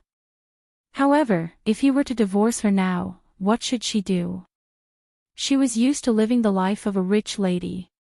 She did not have to worry about food and clothing and did not have to do household chores. Even when the Yun family was in dire straits, she rarely did any housework. Most of it was done by Yun Shishir and Yun Yiqing. Chapter 253. Even if they were to get a divorce, it could not be now. Now that Yun Na was in such a predicament, she was still counting on Yun Yiqing to find a way to raise money for her to undergo plastic surgery. It would not be too late to kick him out then, but it could not be now. Besides, she was still counting on Yun Shishir to bear some of the medical bills for them. Hence, when she saw her, her face was full of flattery. Li Qin also thought that Yun Shishir had rushed over to visit after hearing about this matter from Yun Tianyu. She only hoped that the latter would be magnanimous and pay for Yun Na's plastic surgery fees. Yun Shishir, on the other hand, clearly misunderstood. She thought that Li Qin had rushed over to visit Yu out of goodwill and paid for his hospitalization fees. She could not help but sigh inwardly. Sigh. This child is so pitiful. Her voice is hoarse from crying. My heart aches to see her like this. The doctor asked for 20,000 yuan, but your father and I only managed to scrape together less than 10,000 yuan after half a day of hard work. This is a time of worry. Don't worry, I brought the money. Which ward is he in? Yun Shishir asked anxiously when she thought of Yu. You brought the money. That's great. Li Qin immediately pulled her hand and led her into the elevator. When the elevator reached the 8th floor, Li Qin hurriedly led her to ward 5020. Yun Shishir was also anxious, but when she walked into the ward and saw the person lying on the bed with a bandage on her face, her expression froze. It was just that, at this moment, the person was half awake and half asleep. Lying on the bed, there was no reaction. What's going on? She asked immediately. She thought that Li Qin had rushed over because she knew that Yu was sick. Sigh. I don't know what's going on either. It would have been better if she did not mention it, but the moment she asked, Li Qin immediately burst into tears. I received a call early this morning saying that something happened to Nana.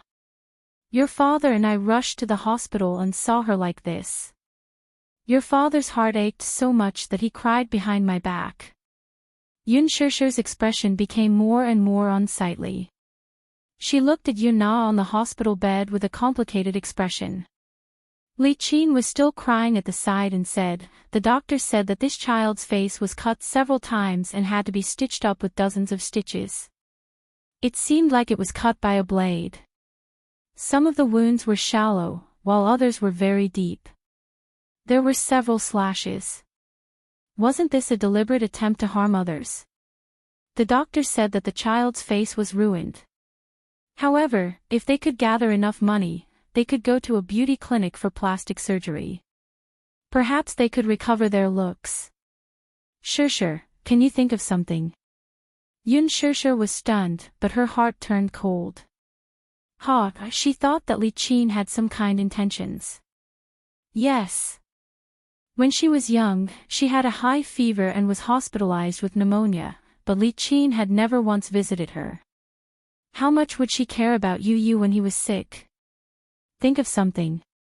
It's like this. Li Qin pulled her to the side.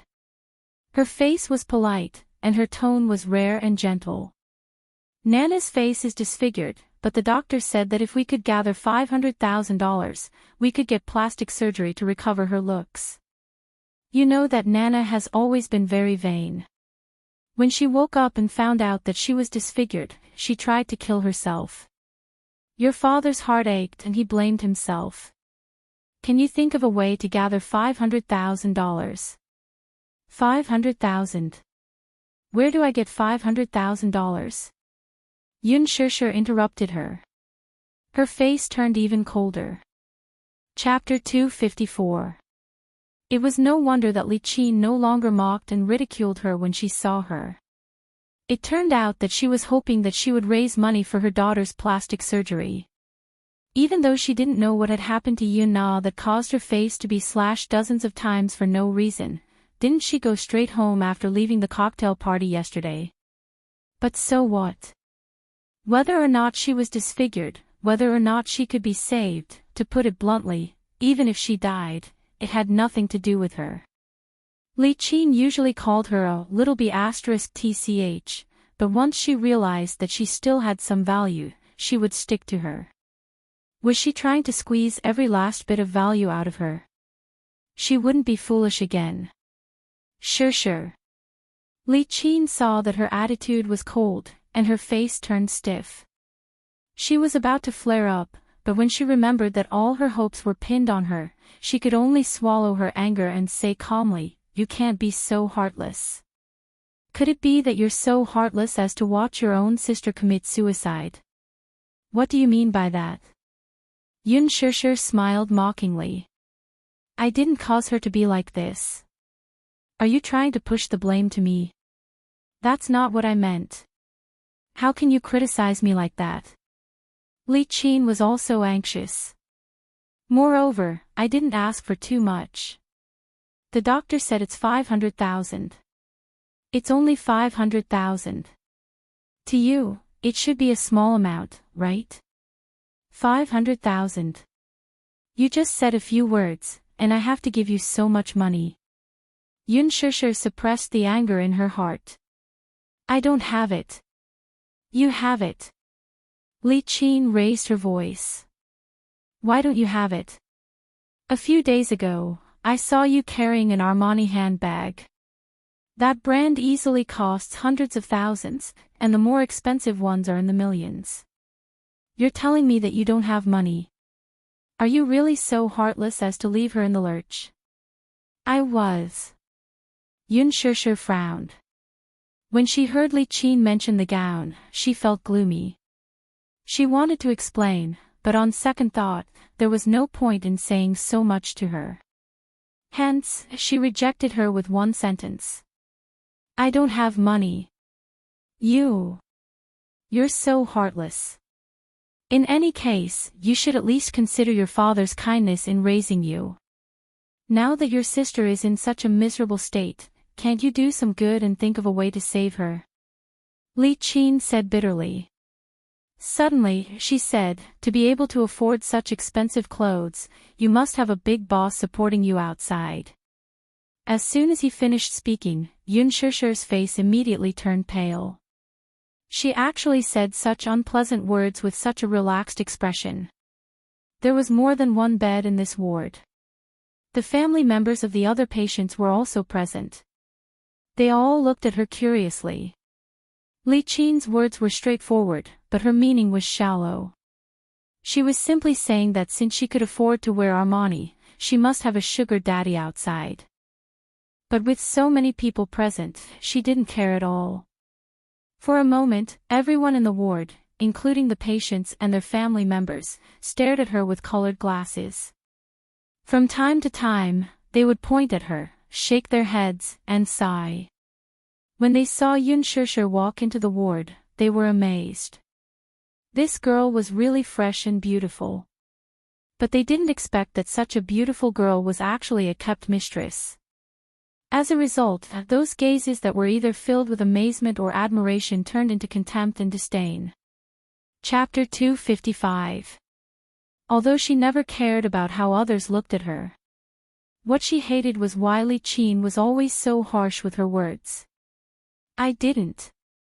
Li Qin scolded, you didn't. Don't try to hide it from me. The neighbors told me that you left in a Bentley that day.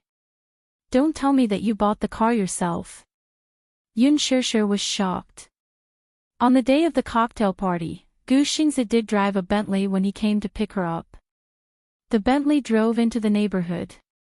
At that time, all the neighbors saw her get in the car, but they didn't know that she got in the car to attend a cocktail party.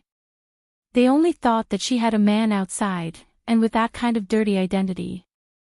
Often, outsiders only saw your glamorous appearance. Out of jealousy and envy, they would make malicious speculations about you and point fingers at you. Hence, when this matter reached Li Qin's ears, she really thought that Yun Shusher had an impressive sugar daddy and believed it without a doubt. But where did she get this sugar daddy from? Where was she going to get this 500,000 yuan? When Li Qin asked for money, it was just a simple matter of words. Did she have to hand over so much money to her? Otherwise, she would be unfilial. Yun Shusher suddenly felt that she didn't even have the strength to explain. It seemed superfluous, so she just kept quiet. Li Qin saw that she didn't say anything and that she couldn't get anything right. Hence, she turned to the other family members on the hospital beds and muttered pitifully, Hey, why didn't you say anything after I spoke for so long? Seriously. Was it a sin in my past life to have such a heartless daughter like you? Yun Shusher was expressionless. Her face was cold and ugly. The family members couldn't stand it anymore. They stood up and criticized Yun Shusher with righteous indignation. Young lady, this is your fault. We're all family. The more difficult it is, the more you should help each other, right? Moreover, she's your mother. Your mother is begging you, but you're indifferent and cold. I've never seen someone as unfilial as you. That's right, the one lying on the bed isn't just anyone, it's your sister. How can you be so heartless? At the side, several patients lying on the hospital beds also complained. If I had such a daughter, I would rather throw her away when she was born than raise her. When she grows up, won't she still cause trouble for me? Yun Shishir's shoulders trembled. Younger sister, yes, she was her younger sister. Ever since she was young, she had always doted on her. If Yun Na liked clothes, even if she had to scrimp and save, she would still buy her a set of clothes with her pocket money. At that time, the iPhone was all the rage. It cost a few thousand yuan. She gritted her teeth and used the money she earned from her part-time job to buy it for her. Did she not treat her sister well? But what did this younger sister do to her?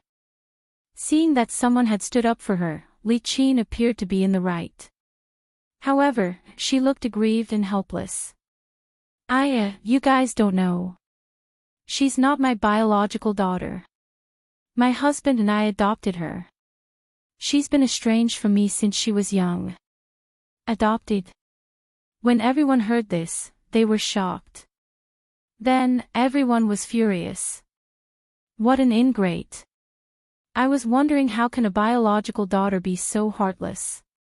So, she's adopted. This is too much.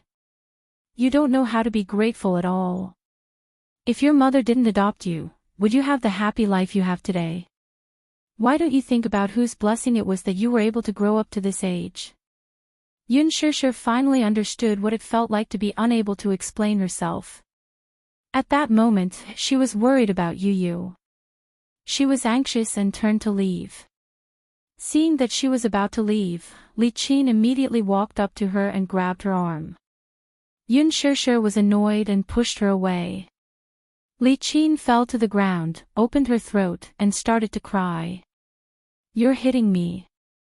I was just pulling your hand, stop pretending. Yun Shishir said angrily. Yu is in critical condition now. I don't have the time to care about your nonsense. After saying that, she turned to leave. However, she was blocked by a group of nosy family members at the door. Where do you think you're going? Unfilial daughter, how can there be someone as heartless as you? Are you hitting me? Chapter 256. One of the women's tone was especially harsh, as if she had already taken Li Qin's place. She was so angry that her face turned red. She spoke up for Li Qin. If it were me, I would definitely be angered to death by an unfilial daughter like you. That's right. Everyone says that daughters are considerate and are their mother's little jacket, but this is the first time I've seen someone as heartless as you. Yun Shishir clenched her teeth and held back the tears in her eyes. Suddenly, she raised her head and asked, Are you done? Her voice was not loud, but it was full of confidence with a hint of bone-chilling coldness. For a moment, the ward fell silent. Everyone stared at her, either angry or surprised. They did not understand and only thought that she was hopeless. However, they saw her take a deep breath and say to everyone, What right do you have to criticize me? Ah! Little girl, you're quite fierce, aren't you? Yun Shishir did not back down and said, Did I scold you or glare at you? You've been speculating about me from the beginning, haven't you? Everyone was speechless and fell silent. Yun Shishir said again, Do you know me? Do you know how I've been living for the past 20 years? Do you know what I've been through? Do you know what I've been through? You don't know anything, but you act like you do. This is our family matter. Who are you to butt in? We didn't say anything. We just think that a girl who's so young doesn't learn good things at such a young age and hooks up with rich businessmen outside. That's right.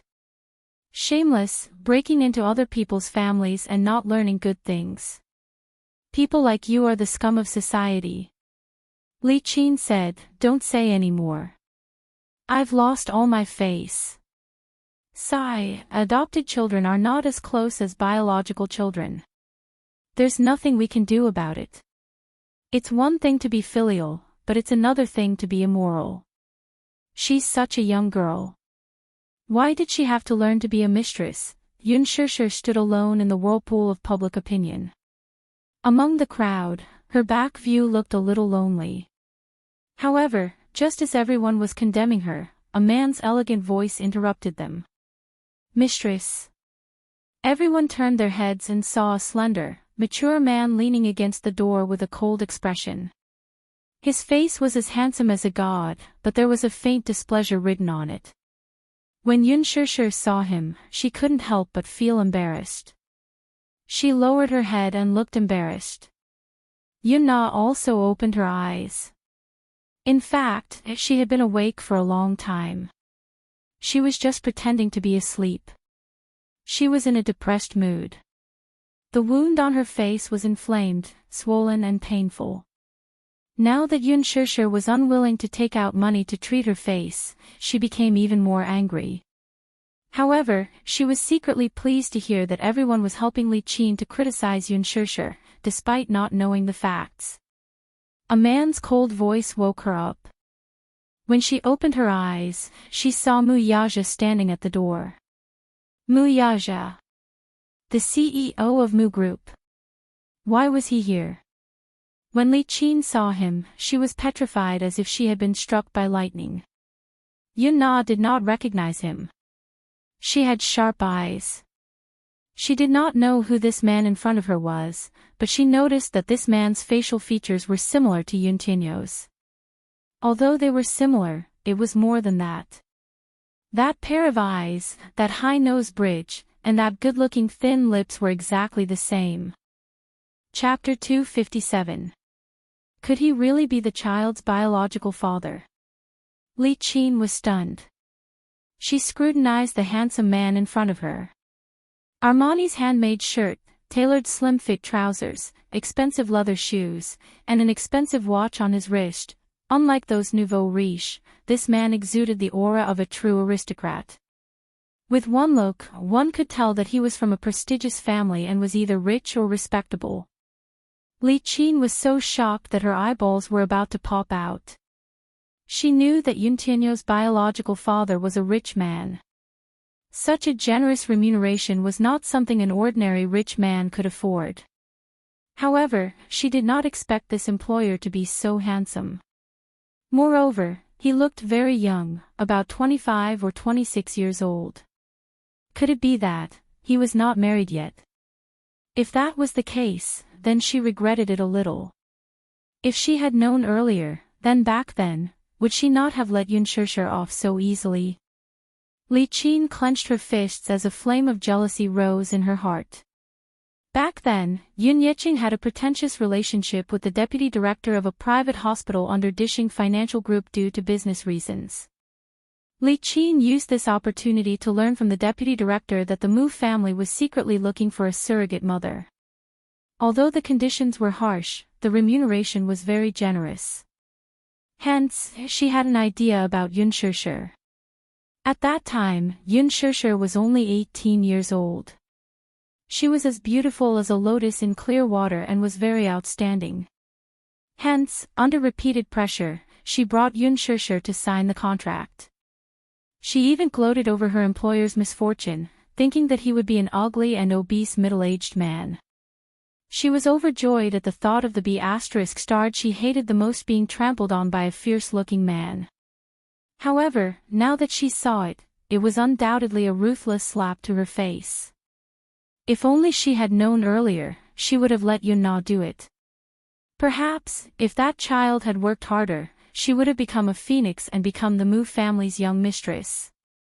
When that time came, she would not have to suffer and worry like this.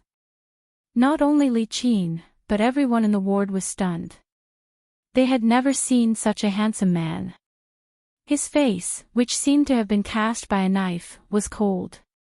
It was as if his entire body was emitting a golden light. His every movement could not hide his noble aura. Mu Yaja slowly walked in and walked behind the woman standing in front of the bed. He reached out and stroked Yunshusher's hair. Why didn't you wait for me? He lowered his head, and there was a trace of tenderness in his eyes, as if the winter snow would melt. As a result, Yunshusher's originally cold heart warmed up a little. The man's gentleness made her a little uncomfortable. I stopped the car just now, so I'm late. Yunshusher said faintly, it's fine. Did you suffer when I was not around? After a pause, Muyaja raised his head and his expression darkened. When I was at the door just now, I think I heard someone call you a mistress. He looked up and scanned the ward with his cold gaze. His gaze landed on the family members of the patients. His gaze was as sharp as a knife, and his voice was as cold as an icicle. Who said that? These 3 words were spoken slowly and carelessly, but between the lines, one could see that they were filled with displeasure. There was a biting cold air around him. It was as if anyone standing beside him would be stabbed by the sharpness of his aura. Chapter 258. Everyone looked at the man in disbelief, then looked at Li Qin. At this moment, they were a little confused. Didn't she say that her daughter had a sugar daddy? Could it be this man? Li Qin was even more shocked. The man's question silenced everyone. Who would dare to admit it? In front of Muyaja's powerful aura, everyone lost their earlier righteous indignation and lowered their heads awkwardly to do their own things. You. How are you related to Shusher? Li Qin finally mustered up her courage to speak. Yunshusher frowned in disgust. Our family. Why did Li Qin's attitude change so abruptly? Who is she? Muyaja glanced at Li Qin and lowered his head to ask. Yunshusher obviously did not want to bother with Li Qin's unreasonable tantrum. When the man asked, she only replied, adoptive mother. Adoptive mother. The woman who forced her to sign the surrogacy agreement 6 years ago. Muyaja looked at her coldly. This woman's heart was truly vicious. If it were not for this agreement, what kind of crooked ideas would she have for Yunshusher? Damn it. Li Qin was frightened by his cold gaze and took a step back. She was trembling. Why was this man's gaze so scary? It was like a knife, as if he wanted to carve a piece of flesh from her face. What's the matter? Yunshusher glanced at Yun Na, who was lying on the hospital bed in a daze, and calmly explained, my sister met with an accident, and now, she needs a large sum of money for plastic surgery. Otherwise, her face will be ruined. She's asking me for money. I don't have it, and I can't pay for it. Muyaja asked, how much does it cost? Before Yunshusher could speak, Li Qin immediately said, 1 million. 1 million. Yunshusher's eyes were tinged with embarrassment. Didn't she just tell her that it was 500,000? Why was it 1 million now? 1 million. Didn't you say 500,000? Why is it 1 million now? Yunshusher said angrily. Li Qin said awkwardly, you heard wrong. However, before Yunshusher could refute, another patient's family member who was originally on Li Qin's side stood up and said, she didn't hear wrong. I also heard you say that it was 500,000 yuan. Now you've changed it to 1 million yuan. Big sis, it's better not to be too greedy. Li Qin said angrily, I don't know which bastard caused my Nana to become like this. Her face is ruined. The doctor said that she needs 1 million yuan to restore her face. As Yun Na's elder sister, Shusher naturally had the responsibility to bear some responsibility. We're all family. Now that we're in trouble. Obligation. Yunshusher clenched her fists. What obligation do I have? Was she a bloodsucker? Was he going to suck her blood to the very last drop? How could he be so greedy? 1 million, I have it. Muyaja said calmly behind her. His casual words caused everyone in the ward to widen their eyes in shock. 1 million, he could easily open his mouth. Who was this man? Could it be that he was a billionaire? Li Qin's eyes lit up. She almost blurted out, "That's great. My Nana's face can be saved." Who exactly was this man? How could he be so rich? That's right. The remuneration on the contract alone was a few million yuan. After she gave birth to the child, the employer paid another considerable sum. Chapter 259. Li Qin smiled and asked, Sure, how should I address this gentleman? Why aren't you asking him to sit down? Mu Yaja watched her every move expressionlessly and did not make a move. He said that he had the money, but he did not say that he would fork out the money. Li Qin felt a little awkward and could only look at Yun Sure. Sure, how should I address this gentleman? Mu. Chairman Mu. On the hospital bed, Yun Na spoke timidly, looking nervous. Li Qin's eyes widened. Nana, you know him. Yes. Mom, he's the CEO of Dishing Financial Group, Chairman Mu. Li Qin's face turned pale at the mention of this title. Mu Yaja, the CEO of Mu Financial Group. Everyone knew that the Mu family was the wealthiest family in the capital. Oh my God, this man was the CEO of Mu Group. Ah, sure, why didn't you tell me about such a big matter? When did you and young Master Mu? Anyone could tell that Li Qin was gnashing her teeth in hatred when she said this, but she still had to maintain a smile. Then, sure, you should pay more attention to your sister's matter. 1 million. That's a lot. I don't have that much. Yun Sure rejected without hesitation. Suddenly, she added coldly, please get this straight. Even if I had the money, I wouldn't fork it out. Li Qin's face stiffened. She almost lost her temper when she heard her refusal. However, Mu Yaja was present. She could only suppress her anger and turn to him for help. Mr. Mu Yaja, you see, Nana is Shure's sister. We're in a pinch now. What do you think about this 1 million? Mu Yaja did not even look at her. He lowered his head and asked Yun Sure, what do you think? He was obviously asking for her opinion. There was no doubt about the doting look on his face. It was obvious that as long as Yun Sure agreed, this 1 million was just a string of numbers to him. Li Qin looked at Yun Sure expectantly, only to hear her say indifferently, you think of a way yourself. I can't help you. Why can't you help me? Li Qin was so anxious that her eyes were red. Isn't young Master Mu here?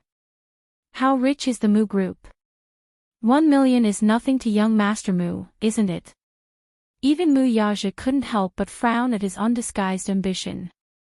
The other people in the ward sighed, as if they had seen through Li Qin's character. Greed, insatiable greed. Could it be that they had misunderstood the girl? For a moment, everyone felt extremely guilty. Yun Sure flew into a rage out of humiliation at her words. What was this? Was she forcing her to beg with her? Li Qin cried out in agitation, Sure, are you really going to leave him to die? Do you want your father to kneel down and beg you? Yun Sure was infuriated. Li Qin was using Yun Yeqing to threaten her. I'm leaving him to die. Yun Sure suddenly raised her chin and stared coldly into her eyes. She retorted word by word, she's your child, not mine. You're the one who taught her, not me. Why do I always have to clean up her mess? Yes, I was adopted by you, but am I your slave? Am I supposed to risk my life for you? How long are you going to use me? Isn't it enough? Haven't I been harmed by you enough? Li Qin was stunned. Everyone held their breaths.